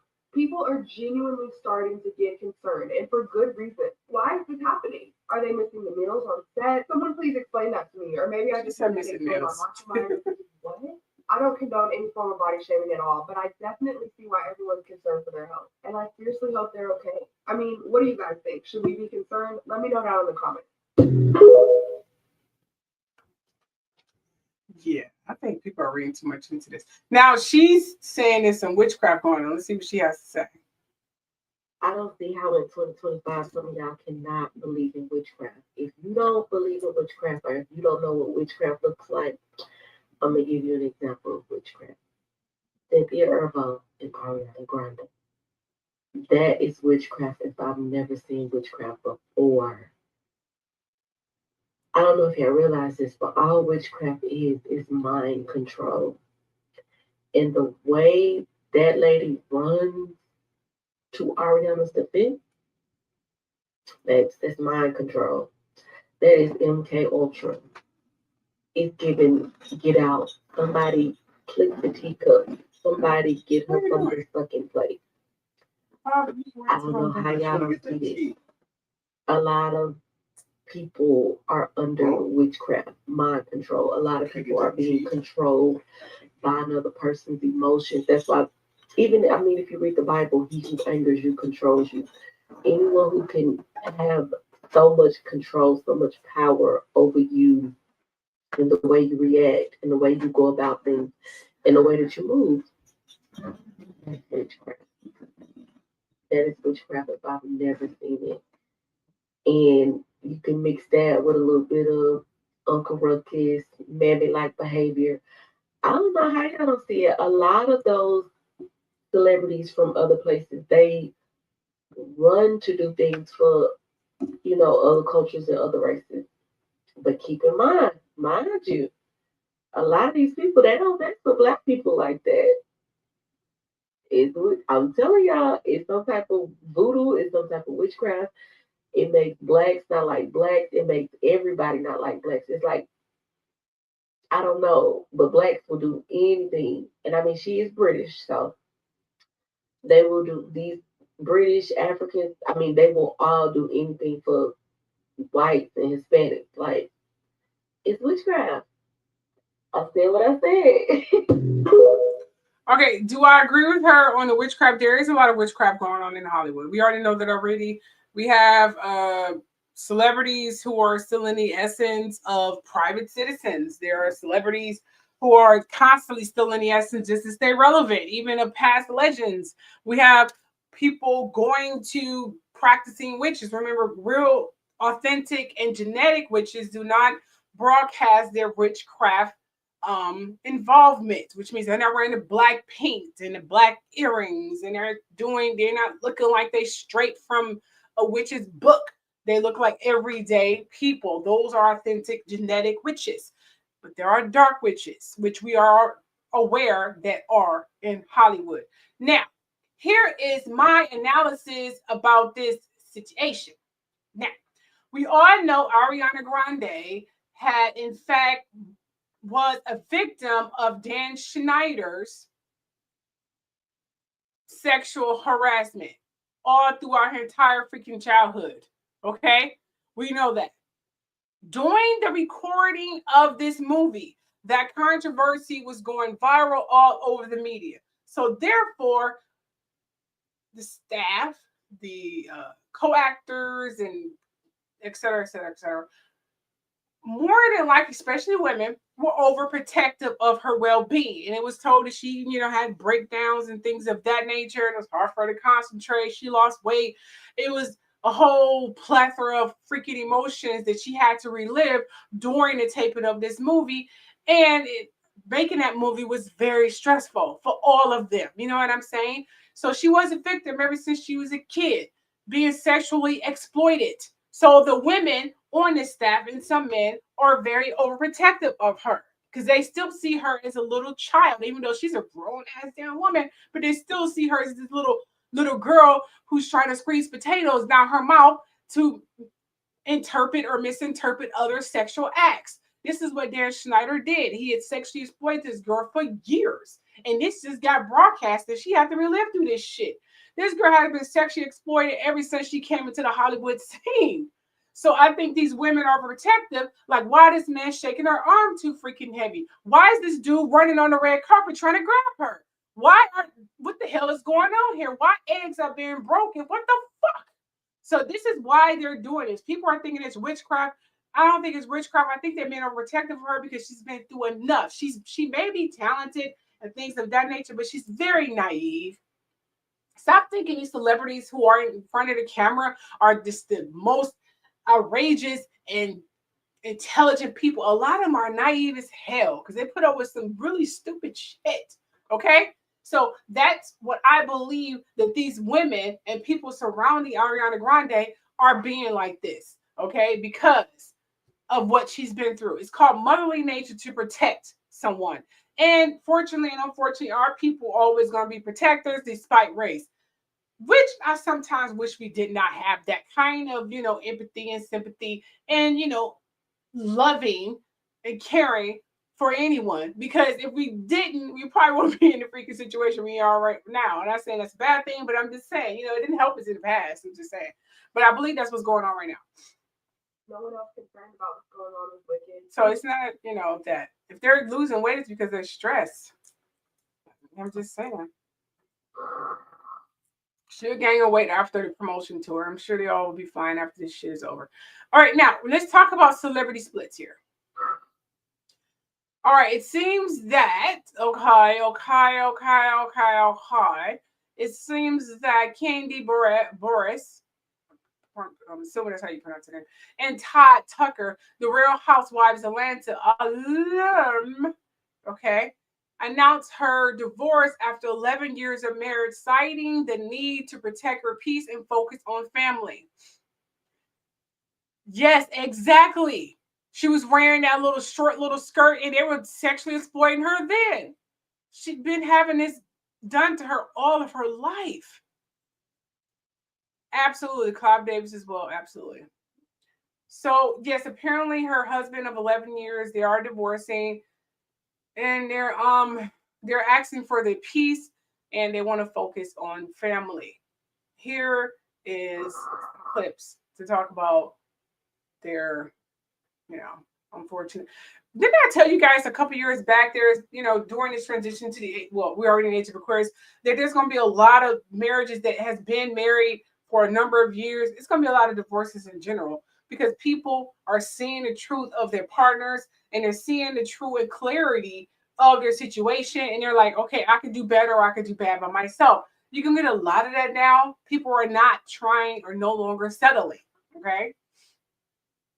The news of Kandi and Todd's divorce is sad, but not in the least bit surprising because longer than I would have with Mama Joyce as a mother-in-law. Do y'all remember how she refused to smile in their wedding pictures? She gave that man hell for the better part of a decade. But I came to see this because these two had a beautiful black family. I love the way they were parenting Ace and Blaze, taking them to school together, providing them that stable traditional upbringing with two present parents. You could tell they were really trying. Now, Kandi didn't do her marriage any favors by bringing a third party into their bedroom. That kind of thing sounds cute until it cracks the foundation of your marriage wide open. Kandi walked into this marriage knowing love is cute, but absence is cuter. She had Todd sign an ironclad prenuptial agreement stating that everything she earned before the marriage stays hers. So Kandi will retain all her music royalties, escape money, TV and film credits, bedroom candy, and any other pre-existing businesses. Todd will only get a portion of what they built together, only based on his involvement, not split 50-50 down the middle. Todd has zero access to Riley's trust, inheritance, or assets. So the question is, will he challenge it or request child support and alimony? I will say say that even though Todd never had the same net worth as Kandi, he really did help to elevate and expand her business. And for that, he has my respect. Well, shout out to Mama Joyce, because she is about to have the best holiday season of her life. Her dress is pretty. News of Kandi and Todd's divorce is set. I literally just got home and now I'm back to work. Girl, Kandi and Todd are splitting up and it's confirmed. I'm sorry, I have to be messy. I know Mama Joyce popped the champagne the day Kandi went to go file. Y'all know people, they be giving us confirmation and they got the exclusive with a statement from Kandi. After deep thought and a lot of prayer, I've made a decision to move forward with divorce. This is a difficult and emotional time, but my focus remains on protecting my peace, being the best mother I can be, and co-parenting with love and respect. I'm stepping into a new chapter, pouring into my work, my family, and my own growth. I'm grateful to everyone who supported us throughout the years and ask for privacy, grace, understanding as we navigate this transition with our family. Those are the say from her and not from her and Todd. Now, I did see yesterday in like a screenshot from a housewife's Facebook group that allegedly Todd was apparently cheating with one of her employees. That has not been confirmed or denied, but people noticed that she did change her last name from Burrruss Tucker to just Burrruss on IG. Now, I did not think she had it as hyphenated on IG because I do follow her. And she faked them in her BravoCon speech this past weekend in Vegas. They've been married for 11 years. They have 2 children together. Girl, all I can think about is how they're going to split the businesses because they were involved in a lot. Production, restaurants. Does this mean she's coming back for Housewives? Because that divorce actually might be tea. I did not think we'd get one more Bravo divorce before the end of the year, and I was not expecting it from them. Let me know what y'all think. I don't follow that story. But you know what? I wish for her the best. Move right along here. I don't really care. All right, so now he probably did cheat. Who knows? I heard a lot of rumors back in the day about their sexual activities, but that was all. Jessica Simpson and Eric Johnson split earlier this year after a decade together, saying they've been living separately and prioritizing their children. I told you all that this new age is the age of awakening and letting go of the forced image of what true happiness is that was instilled in our brains by the church and society. This awakening will force many couples of many years not to settle, and that is okay to have true happiness with just yourself, your kids, and close family and friends, etc. You don't have to be married. Being married is not the ideal and the utmost achievement to have. I gotta be married. I gotta have kids. No, you can be married to your work. You can be married to your hobby. You can be married to the community. You can be married to your goddamn self. Who in the hell cares? Do not let society navigate and tell you what true happiness is. Okay, we are not in the UK. This is America. Just want to point that crap on out there. Okay, let me pull up this website. I'm gonna pull up this website, but take a look at this first. Okay, she talked about a date that they went on. They went out to eat. It was at Nobu that I found out Eric was vegan and almost did a spit take. Well, I'm changing that, I thought. I did for a time, but he went back to eating that way. It was like, I think this is maybe the first time they went out to dinner or something. Like, this is very early on. She's already like, well, I'll change that about him. Again, she's leading the relationship. She's she's chasing him. She's going to control him. She's going to conform him into what she wants. Again, I'm not saying that this was their dynamic of the whole relationship, but this is how it started.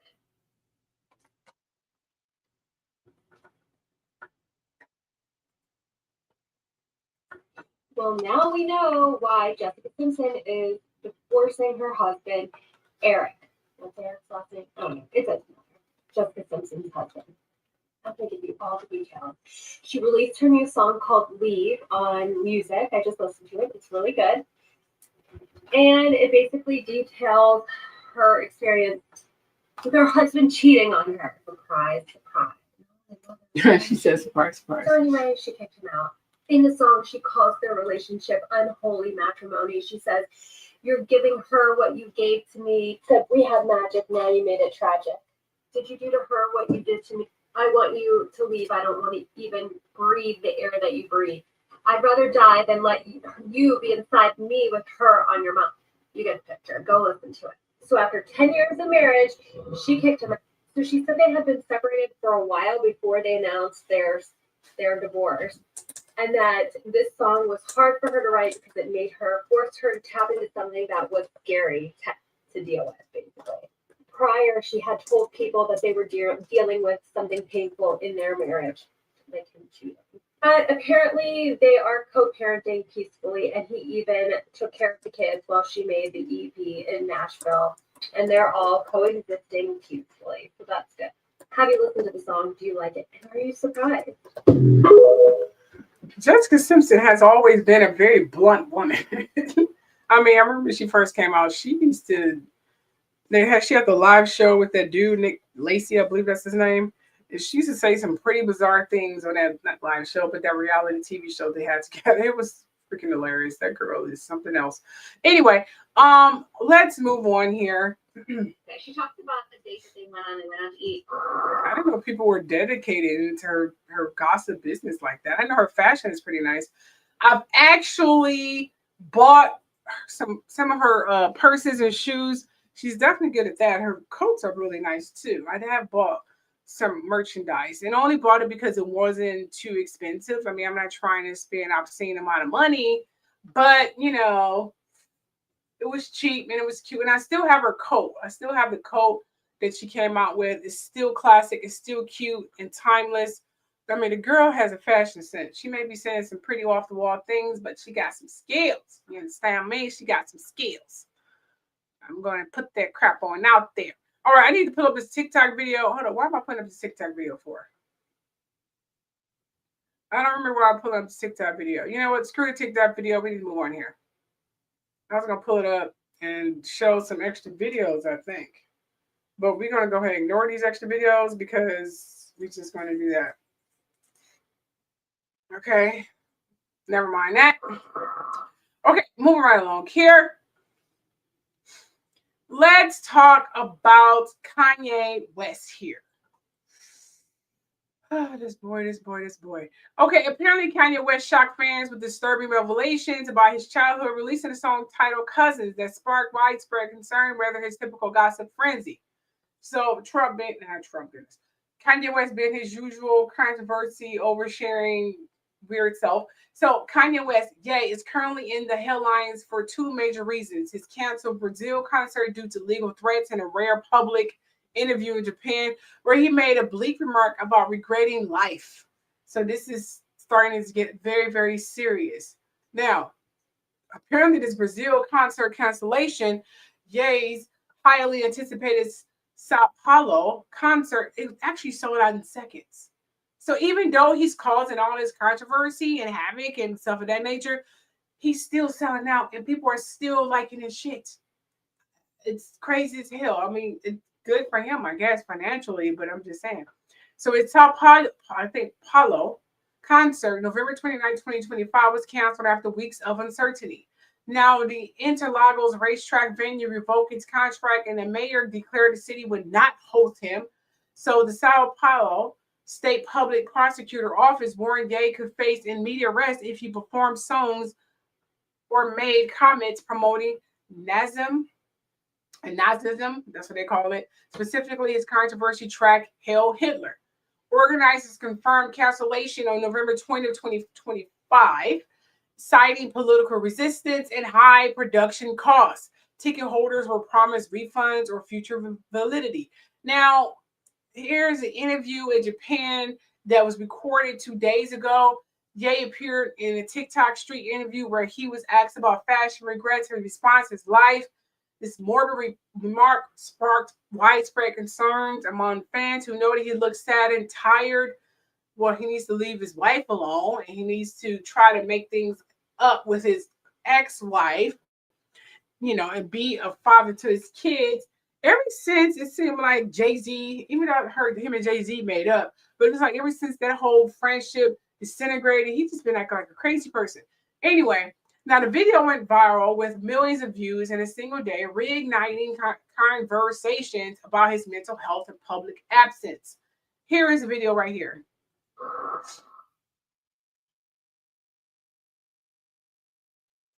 Brazil concert might be cooked for Ye, the concert he was having in Brazil. Now, let me show you this questionnaire. The questionnaire, if you bought a ticket to this show, your opinion is very important to us. We want to hear from you. Your responses will be received and sent to all parties. Which of these options do you prefer? Postponing the show to a new date next year to allow more time for a larger venue? Bring it forward a week and do it within CNEA, but on a day exclusively for Ye? Cancel the show and get your money back. Keep the show on 11/29/25 at a new, smaller venue. And the second question is, if this can't happen, what's your next best choice? Now, do not do postpone because it could just get canceled, and do not put canceled, bro. Either choose bring it forward or keep the show on the same date. Like this, a comment, repost, let me know y'all thoughts. Choose one of those two though.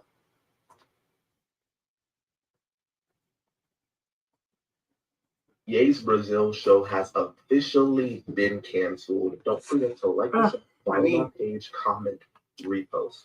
Back to it. So the venue, they weren't able to perform. We actually knew this in advance. They actually sent out a low dog, which actually lets you choose a few options if you wanted it to be delayed, if you wanted it to be at a different venue, or you wanted it to be canceled and refunded. So it seems like another date is going to be scheduled. We don't know that date right now. We currently have 4 different actual performances scheduled, 2 in Mexico City and 2 others in another place. Go back on my video. It's on the page going over it. So if you want to check it out, check my page. That being said, like this, comment, repost again. Follow my page if you want to stay up to date with Ye, hip hop, music. I be doing all the content. Y'all know what to do.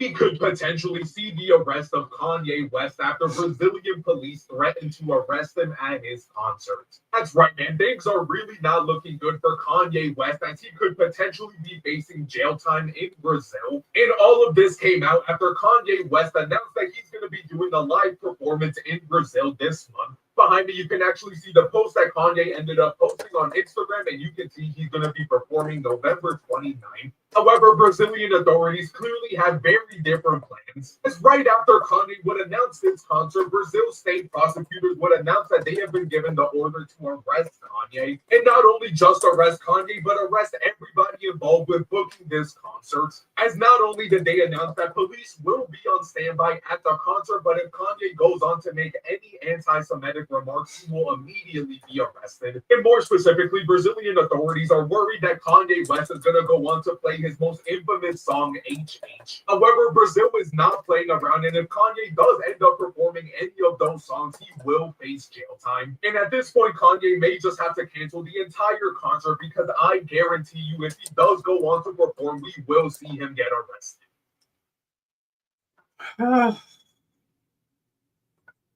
Yeah, his luck is kind of disintegrating.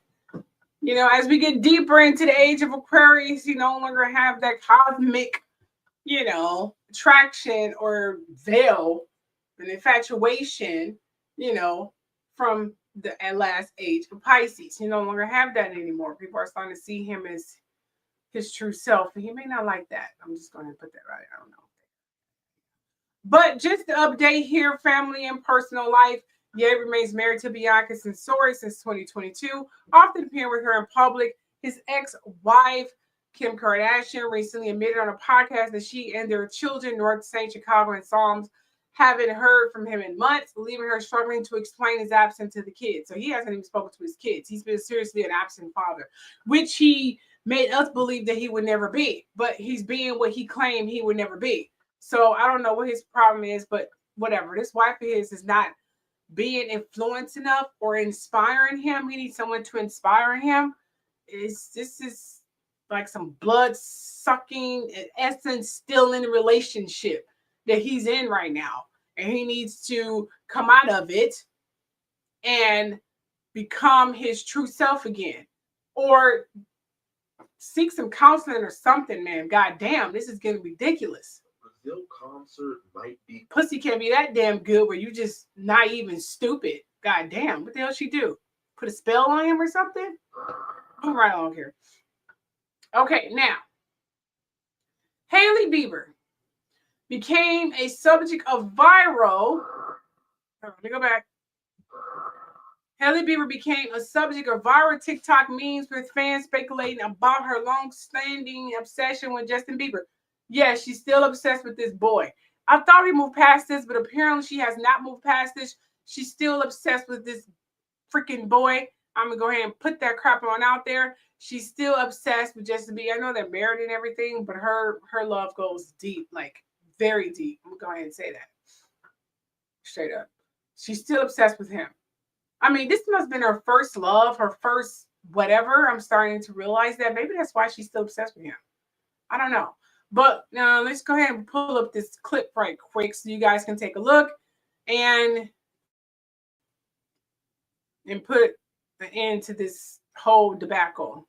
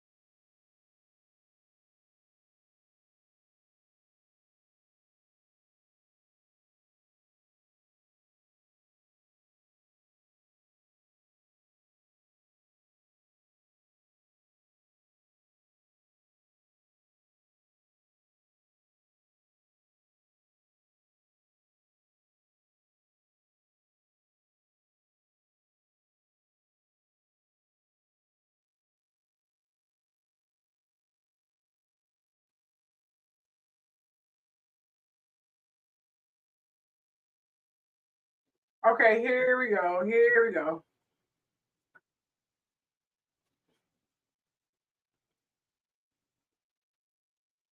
Oops, sorry. You guys are looking at the wrong thing. Sorry.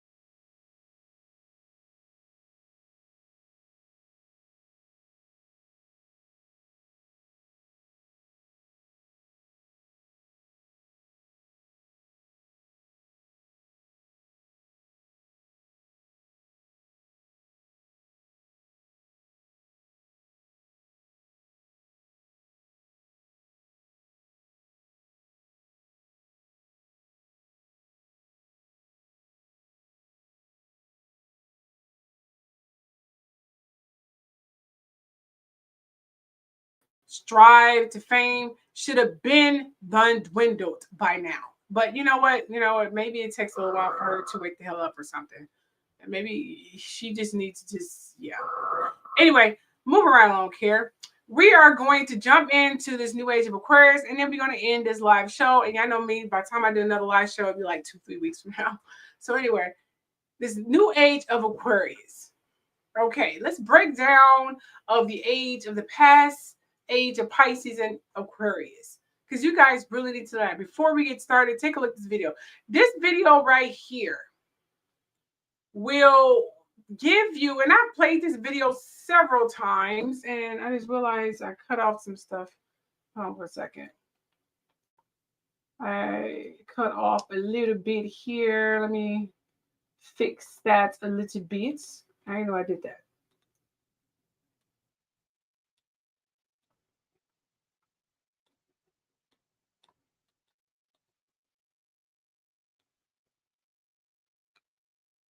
Hold on. Doing some little fixing here, ladies and gentlemen.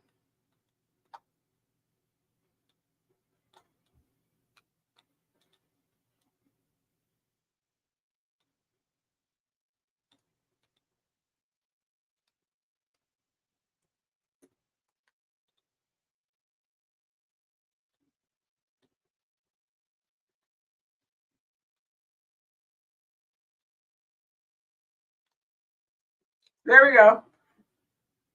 You guys saw me do. Sorry about that. And I'll make this quick, seriously.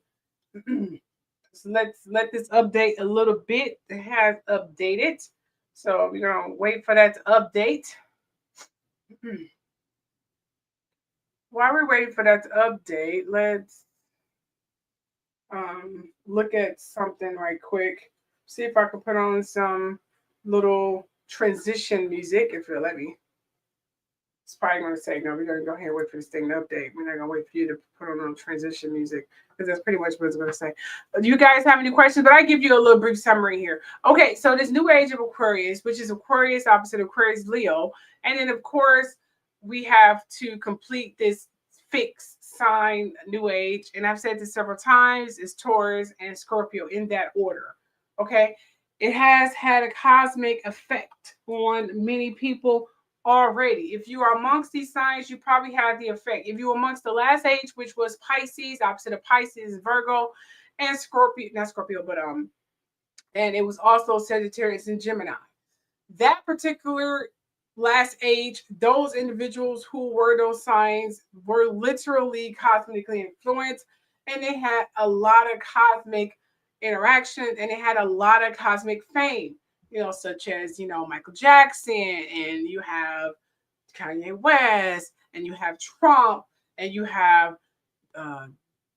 not Jennifer Lopez, but Beyonce, and you have Jay-Z, and you have all these people who were amongst this freaking age, and how it had so much cosmic influence on them.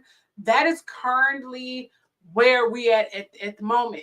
Okay, we are having that same cosmic influence, but it's in another, put like this, the crown has been switched and handed over to Aquarius and Leo and Taurus and Scorpio now.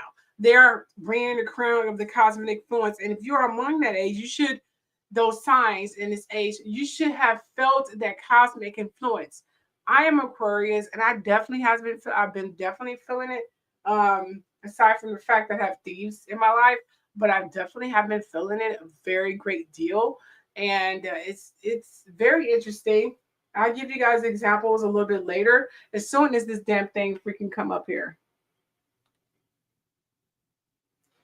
So we are just waiting for this thing to update. But let me tell you, you should receive more attention than you normally would have. You should have been lucky than you normally would have. And you probably receive more attention, not all good attention, but bad attention as well. You'll have people desperately trying to get next to you. Then you have people desperately trying to destroy you. And you should definitely feel some kind of mental, effect in your mind and body if you haven't felt that. You know what I'm saying? So this is what this age is currently doing. Okay. Here are the videos. This video you guys already have saw that I definitely put on my page already, but here it is again. As you all know, we are in a transition to a new age of Aquarius, air and east, Leo, fire and south, Taurus, earth and north, and Scorpio, water and west. From the last ages of Pisces, Virgo, Gemini, and Sagittarius. This indicates that the influence and strength of these new age signs are just beginning to manifest. The impact of the previous signs was equally potent. The infatuation, hence celebrities and people of these signs, and the praises, hence Christianity, that came out during the age of Pisces. And the loyalty of these signs were insane. I was particularly caught up in the influence of the top signs of Pisces and Virgo, especially during my time as a devoted Christian. All my exes, and there weren't many, they were of older age. Yes, one Gemini, my husband, and one Pisces. I was obsessed with him. I craved him. And Sagittarius was among my exes.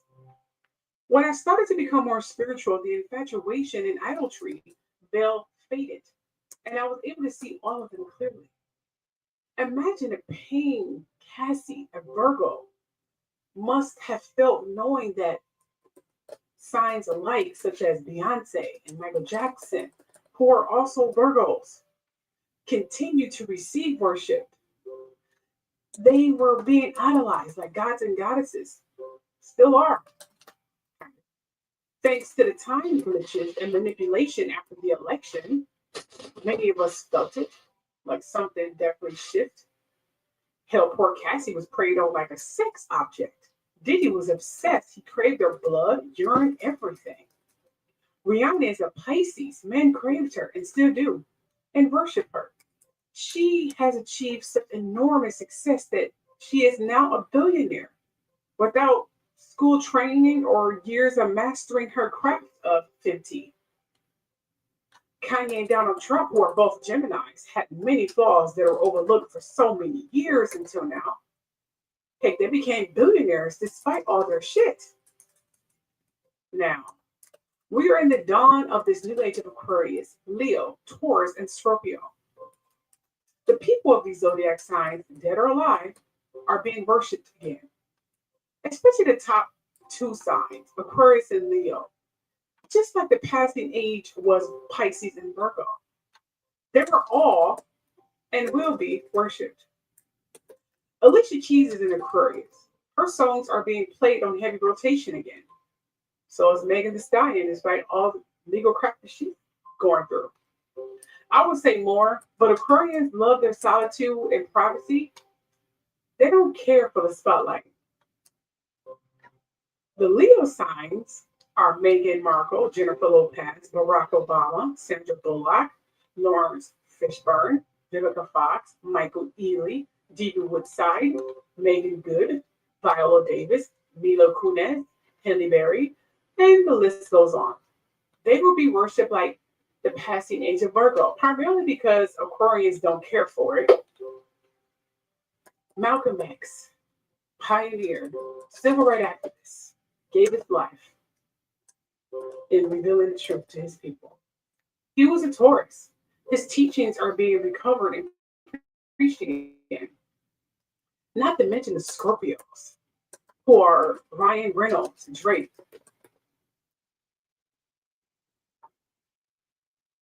As you all know. And there it is. Okay, moving on here. And in this new video that I just made today, it will tell you and give you a good insight and a peek on how this cosmic influence affected people such as Michael Jackson. Now, remember I said the passing age was Pisces and Virgo. They were literally the top tier, Pisces and Virgo. The last age was Pisces. So the opposite of Pisces is Virgo, and it was Gemini and Sagittarius. Michael Jackson was, guess what he was? He was a Pisces and a Virgo, and his rising was also a fucking Pisces. So dude had a double dosage of the last age with a Virgo also being his sign. So this is why, aside from him being talented, This is why he was practically worshipped like a divine deity, because that cosmic infatuation and influence helped him a great deal, aside from his talents. But let's be realistic here. There are a lot of people who can dance and could also freaking sing and can sing better than him. He's a legend. Yes, he is. But let's be realistic here. The cosmic influence made people infatuated with him. Times 20. Look at this quick video I made. Beloveds, we're at the threshold of ages. The age of Pisces has closed its scroll, and the age of Aquarius unfurls its cosmic script. Each era crowns its icons. Each age births its mythic transmitters. In the Piscean age, the mutable signs reigned: Pisces, Virgo, Gemini, Sagittarius. Michael Jackson embodied with the Virgo sun and Pisces moon. Virgo gave him precision, every step choreographed to perfection. Pisces gave him allure, dissolving boundaries until he was idolized as a deity. But now the wheel has turned. The age of Aquarius calls forth the fixed signs: Aquarius, Leo, Taurus. Beloveds, Virgo, Gemini, Sagittarius. Michael Jackson embodied. Just play it in over. The Piscean age, the mutable signs reigned: Pisces, Virgo, Gemini, Sagittarius. Michael Jackson embodied with the Virgo sun and Pisces moon. Virgo gave him precision, every step choreographed to perfection. Pisces gave him allure, dissolving boundaries until he was idolized as a deity. But now the wheel has turned. The age of Aquarius calls forth the fixed signs: Aquarius, Leo, Taurus, Scorpio. This is not the age of mutable duality, but of fixed power. Liberation, sovereignty, embodiment, and transformation are the codes of our time. Prisnachini, idolized performer of Pisces, to the liberator scribe of Aquarius. The age has changed, and so must we. Let us remember. Let us restore. Let us reign. There we go, ladies and gentlemen. Now, get into it. Okay, Michael Jackson was a Virgo sun. Okay? He was a Virgo sun with the Pisces moon. And his ascendant was also a Pisces. This combination gave him a grounded, detail-oriented core Virgo. And then you pair it with a deeply emotional, imaginative, and mystical inner world Pisces. Yes. So him being born on August 29th, 1958. Okay. Michael's Virgo sun gave him discipline, perfectionism, and an obsessive drive for detail. He paid attention to detail. You see this behind the scenes of his concerts. He always, and same thing with Beyonce and, Tyler Perry and yada, yada. They're paying attention to detail. This is why his performances were so maliciously choreographed. Every move moved was refined to near perfection. Virgo energy also made him a highly self-critical, always striving for improvement. Okay. Him being a Pisces moon. Let's go back.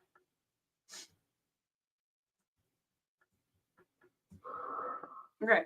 Him being a Pisces moon. Okay. Infused him with sensitivity, vulnerability, and a dreamlike aura. It gave him the ability to channel emotions into music, dance, and mythic performance. So his Pisces moon also explains his tendency toward escapism. Well, he wanted to escape.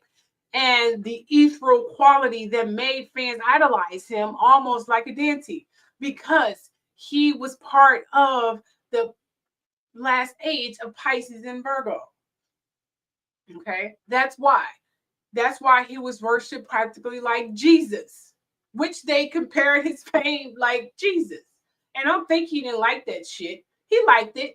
And him being a Pisces rising, yes, the world saw him as a mystical, otherworldly and larger than life. They wanted to have his blood. They thought he slept in tanks. They thought he was from outer space and shit. They really thought he was a fucking god, because that cosmic influence made people think that way. He was a Virgo he was half Virgo and half Pisces, sun, moon, rising. This rising sign amplified his aura of enchantment, making him appear as if he lived between worlds, like he was not human. And he kept doing the same moves over and over and over again. Old-fashioned move that he stole from Frank Sinatra or old greats such as that. You know, let's be realistic here. Chris Brown can outdance him. Okay, I know you guys gonna come at me, and, whatever. He is a legend. He is very inspirational. He was definitely honest. He went through a lot. The media scrutinized him just like they do Jesus and all these other religious people, because he was cosmically getting enhanced by that last age. Now, with the veil being lifted, we see all the struggles and the pain and suffering that he had to endure. So what made his legend and his influence last is because he was honest. Excuse me. He was honest. He was not evil. If he was an evil person and he got his fame in evil ways, like some people who are now serving sentences, then we would not be liking him. He will be seriously lynched in the media, just like Donald Trump. Just like all the rest of them. Donald Trump used to be rapped about in rap songs. People wanted to be like him, and Bill Gates. Now that we know the truth about them, they're literally getting lynched. Their names is no longer associated with accomplishments and achievements anymore. We saw the truth when it came to Michael Jackson, and now we see, okay, he did endure a lot of pain, so we feel empathy and sympathy for him, and we also appreciate what he has done to the music industry. But he's not idolized like he used to be. Not anymore. He's appreciated. It's a big goddamn difference. But this mythic resonance from the Virgo Pisces polarity is powerful from that last age. Virgo grounds the dream. Pisces dissolve the boundaries. Together, they created an archetype of the divine performer, immortal body channeling cosmic artistry. So yes, your intuition was right. Michael Jackson carried Virgo sun and Pisces moon, a blend that made him both malicious and transcendent. You understand what a cosmic influence. Indeed, the previous age encompassed Pisces, Virgo, Gemini, and Sagittarius. He was undoubtedly among the top two elements of that era, which is Pisces and Virgo, embodying a double dosage of the defining sign of that time, affected in the allure and the intention. Now, the age of Pisces acts as beautifully, but the previous age carried the mutable signs Pisces, Virgo, Gemini, Sagittarius as its defining current. Michael Jackson again embodied the essence of his Virgo sun, Pisces moon, and rising of Pisces. Okay, that's what it was. Now, you want to know why he resonated powerfully? Virgo sun, the malicious craftsman obsessed with detail, ritual, and perfection. All Virgos are obsessed with details. Trust me, I know. And they are annoying. They pay attention to every detail. It wasn't like that. The beat was a little faster. No, maybe another no. I mean, the way they pay attention to details is kind of annoying. I know a couple, and I don't really like them that much. I don't want to work with them. I'll be friends with them. I don't want to work with them because they're annoying. So Pisces, moon / rising. That's what he was. So he was the dreamer, the mystic, dissolving boundaries between self and collective. Pisces are known for dreaming and, being mystic and things of that nature. But he was the element of Virgo and Pisces. So that form and axis serve as a transcendence. One ground, the other dissolves. The polarity was the signature of the age of Pisces. Virgo, the earthly vessel. Pisces, the spiritual ocean, the collective dream and allure of the divine, which he had two doses of. So he's been idolized and looked upon as a divinity. And then we have Gemini and Sagittarius. Excuse me. the messengers weaving stories and philosophies that carry the age mythos.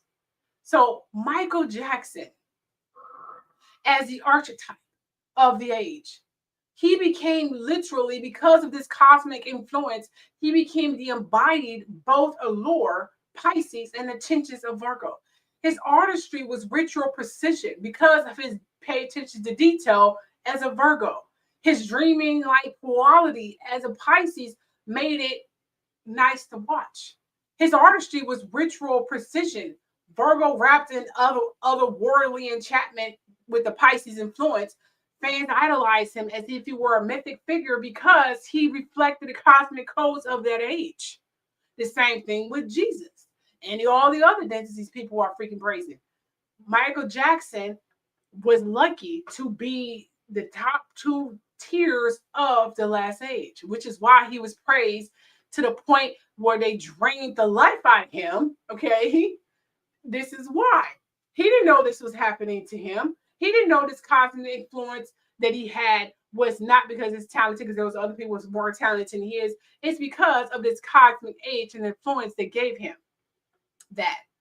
But this transition that we're on right now to the new age. Now, as we move into the new age of Aquarius, the axis shift.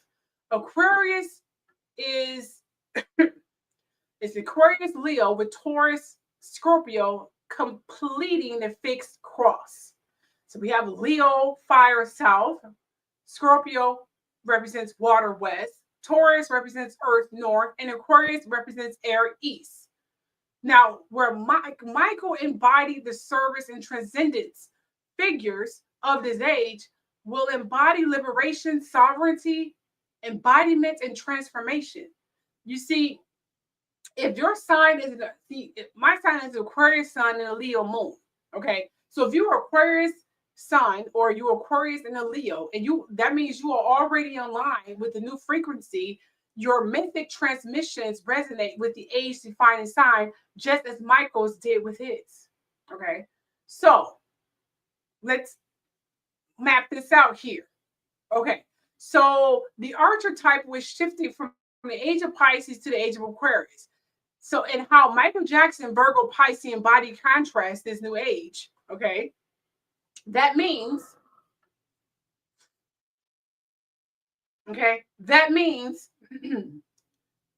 the age of Pisces, let's just compare the age of Pisces, defining signs of Pisces, Virgo, Gemini, Sagittarius, blah, blah, blah. It was a collective dream of mythicism, sacrifice, dissolution of boundaries. Okay, we already know the details of all of that, what the last age pretty much embodied. So let's look at the Gemini here, the messenger, duality, okay, storytelling and dispersal of ideas, kind of like what Kanye West was literally doing most of his life. Geminis are like that. Okay, Virgos have to be perfected, even to the point of fictitious lives. They're living whole life because their life has to be perfect. And we already know who are like that already. Most of them are fake anyway. But long as it's perfect in the media eye, that's what makes them happy. Okay. And then you have the Pisces, who is a dreamer. I mean, just look at freaking Rihanna. Most of her videos were in some kind of crazy dream or some collective dimension or something. She was always going beyond the spectrum of her videos. They were all over the goddamn place because that's where her mind was. She carried the artistic creativity and the dream. Okay, yes, Rihanna was a Pisces. Well, she is a Pisces. I don't understand why it's like she did. You know, she's a Pisces. So she carried that top potence of that age. She didn't have to put a lot of work in. She just had to be her true goddamn self. And the cosmic influence pretty much did the rest. That's literally what it was. And then we have Donald Trump, who's also the Gemini. And the message don't always have to be truthful. He had that cosmic influence as well because he was both a Gemini and a Sagittarius, Donald Trump. So he was being worshipped as well. Maybe not as strong as Michael Jackson and Beyonce and all them freaking people, but he was definitely worshipped as well because Trump carried Gemini and Sagittarius. And we heard about his past life. The man got so lucky. He got away with so much shit. But now we are in a new age where that veil is lifting and it's a time of judgment. He can't get away with a lot of crap that he did back in those days. Okay. Okay, that was in the age of Pisces. Now, for my new age people here, let's move on here. Okay, but here's a recap. Remember Virgo, he was a Virgo, Pisces, and he was also rising in Pisces. This is why his fame was, it was literally defecation through allure and tension.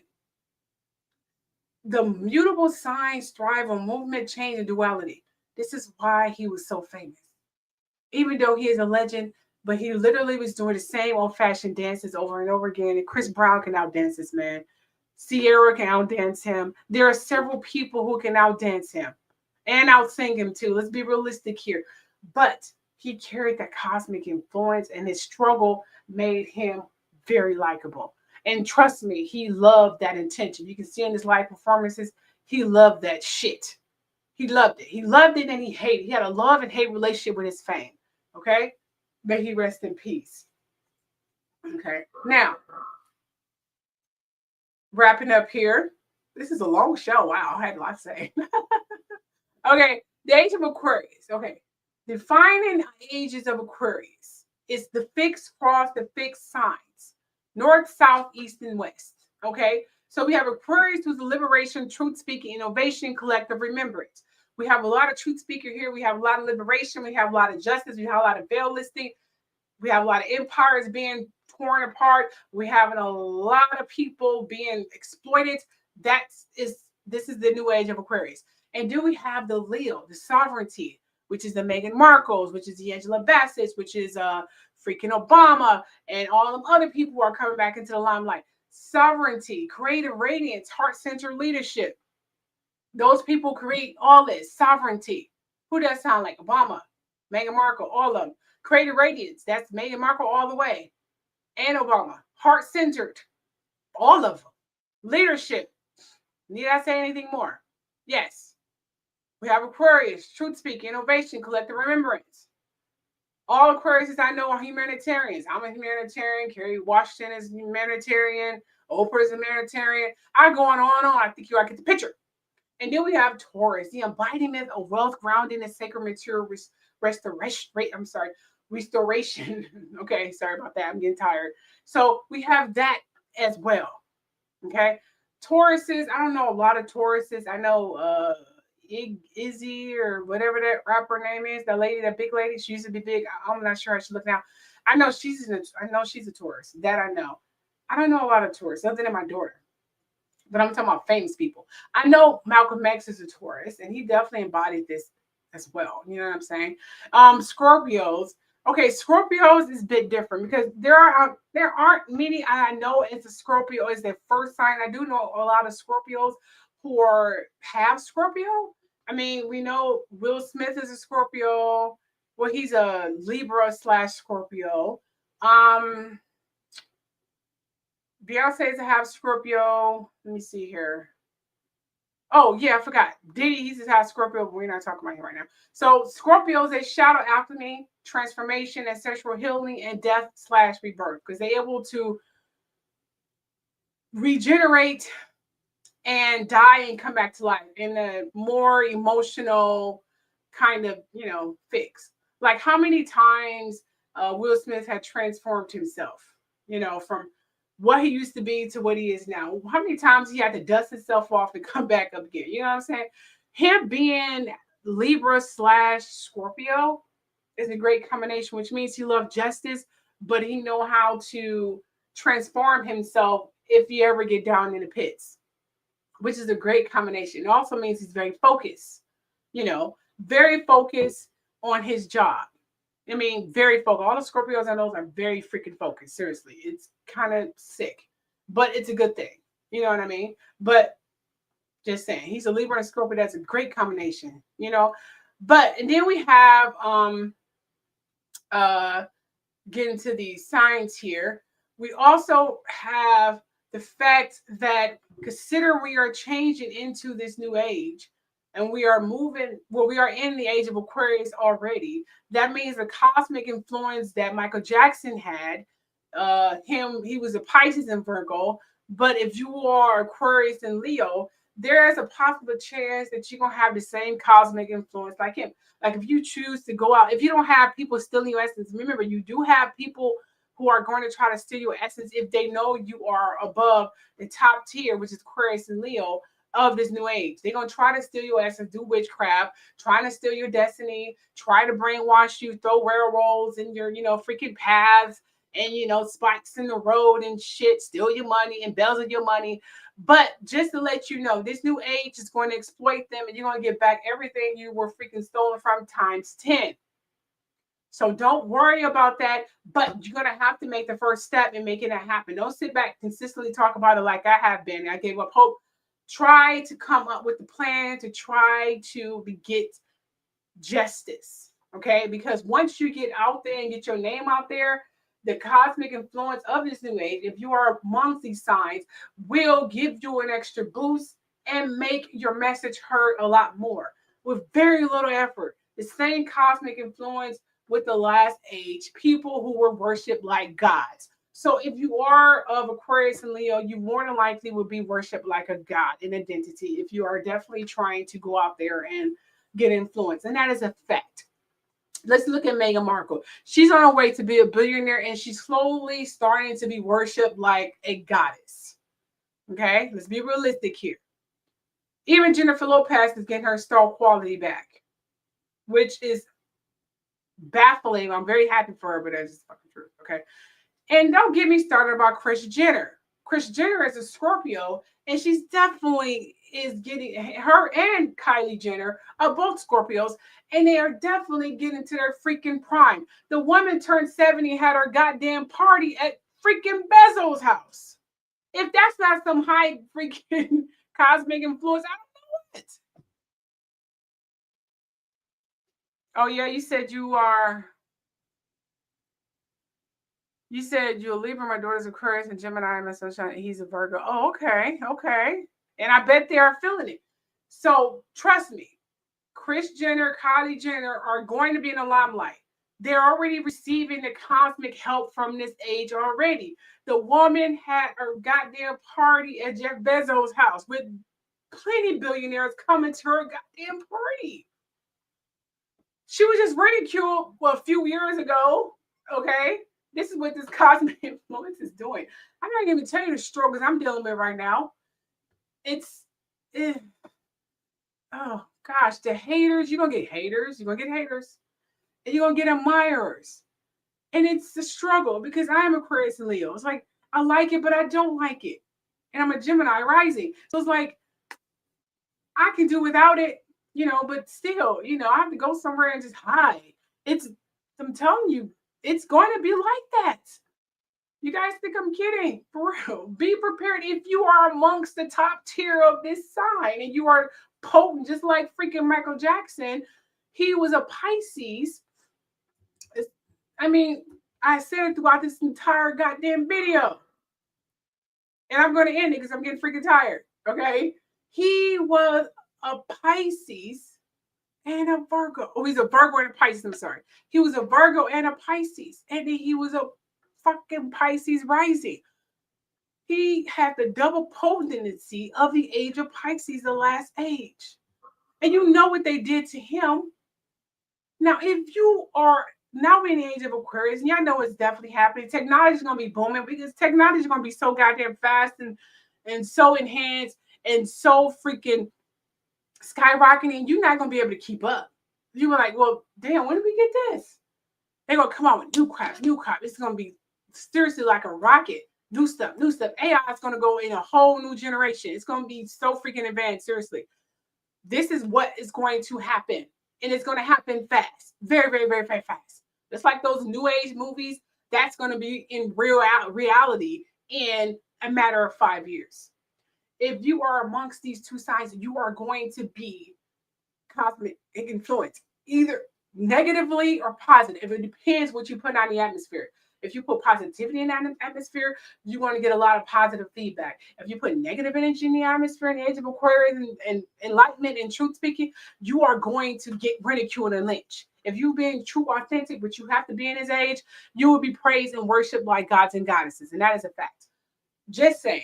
Just saying, if you are part of these signs right here, all I can say is please stay meditated, please stay grounded, please stay authentic, please stay authentic. And in this new age, you can do very little effort and still be praised. But as long as you are authentic and loving yourself, it will be embraced. Just like that girl was on TikTok and she was talking to her boyfriend who lied about his entire existence and he had money. She went on a series and talked about entire life. She's in Aquarius, by the way. And look how she went viral. Just talk about her life. How many goddamn people went on TikTok talking about their lives and this never happened to him or them or whoever? Her being in Aquarius, the story literally got pushed out there. Now, if she was like me and her story is being pushed out there, she don't have people trying to manipulate her like the big billionaires trying to keep her message from refilling, even though I'm still, breaking numbers, but whatever. Just saying. That's what happens when you're in this new age. So all I gotta say is embrace it, stay grounded, stay protected. And if religion is not helping, you might want to start meditating and carrying crystals and asking for protection from this cosmic influence, because you're gonna get both negative and positive. Even though you're putting out positivity, you still can get negative reactions from people who are soul-sucking, essence-stealing fools. Stay protected and stay loved. I am exhausted. I'll speak to you guys in a couple weeks. I had to get this off my chest, and I'll still be posting. Maybe, I don't know. I'll let you guys know. I'm exhausted. Bye. Hold on. If you guys have questions, please let me know now because I'm about to sign off. My Aquarians stay defending smaller kids, and she is quick to point out injustice. Oh yeah, I always do that. But in my job, if I talk too much, I am seriously getting lynched. You know what I'm saying? But yes, Aquarians are definitely humanitarians, and they definitely love kids. Absolutely. And tell her to continue doing that, but ask for protection. Let me put your comment up there. Tell her to ask for protection, either from her divinities, her gods and goddesses. Tell her to stay protected because she's an Aquarius. That cosmic influence and attention is going to be times 10. So she's going to get more feedback than she's breaking with. So tell her to stay protected. Okay. That's all I can pretty much say. Okay. And you guys, I got a feeling you guys know I'm right about this age. Y'all just don't understand it. But y'all know I'm right about this fucking age. Go ahead and look up the old age signs and see how that cosmic influence helped them. Remember I told you about freaking Ariana? She didn't even go to school for her fancy, and the girl's a goddamn billionaire. I mean, come on now. There's plenty of people who actually went to school for their cosmic and their cosmetics, and they're not even rich like her. Because she's a Pisces, she got an extra boost from that age. And that's a fact. Just being real. Although her product is good, but she didn't know anything about makeup. She's just the face of it. Okay, so anyway, that is pretty much it. You guys have a wonderful day and have a wonderful weekend. And I don't really celebrate Thanksgiving because it's a butchering holiday. And it's pretty much a praise of how they lynch our ancestors. Yeah, cutting into turkeys. And I made a video about this. Was them celebrating how they slaughtered the Moors, not the Indians, the Moors, okay? Yes, the Moors. And they called them turkeys. So they celebrated every year slicing a turkey on their victory of slaughtering a bunch of people, hence Thanksgiving. So I don't celebrate that holiday, but I understand if you want to do it with family and friends, by all means, take it and turn it into something positivity of gathering and remembrance. That's what you should celebrate, not the way America wants you to. Other than that, have a beautiful holiday. Bye. Greetings, my truth seekers. This is Keisha. You all are familiar with my track record of accurate tarot readings. I have a 90% accuracy. Oh, yes. I also want to remind you that my reading starts at $5. Yes, $5. And that's for one question. $10 for two questions. Next, in general and in-depth readings, including past, present, and future, including communicating with loved ones and discovering the source of an issue. Cost $20 and higher. You can also schedule a reading with me through options below. You can also send me a direct message at Queen of Sheba Readings on IG, or also known as Instagram. See you there, love. Bye.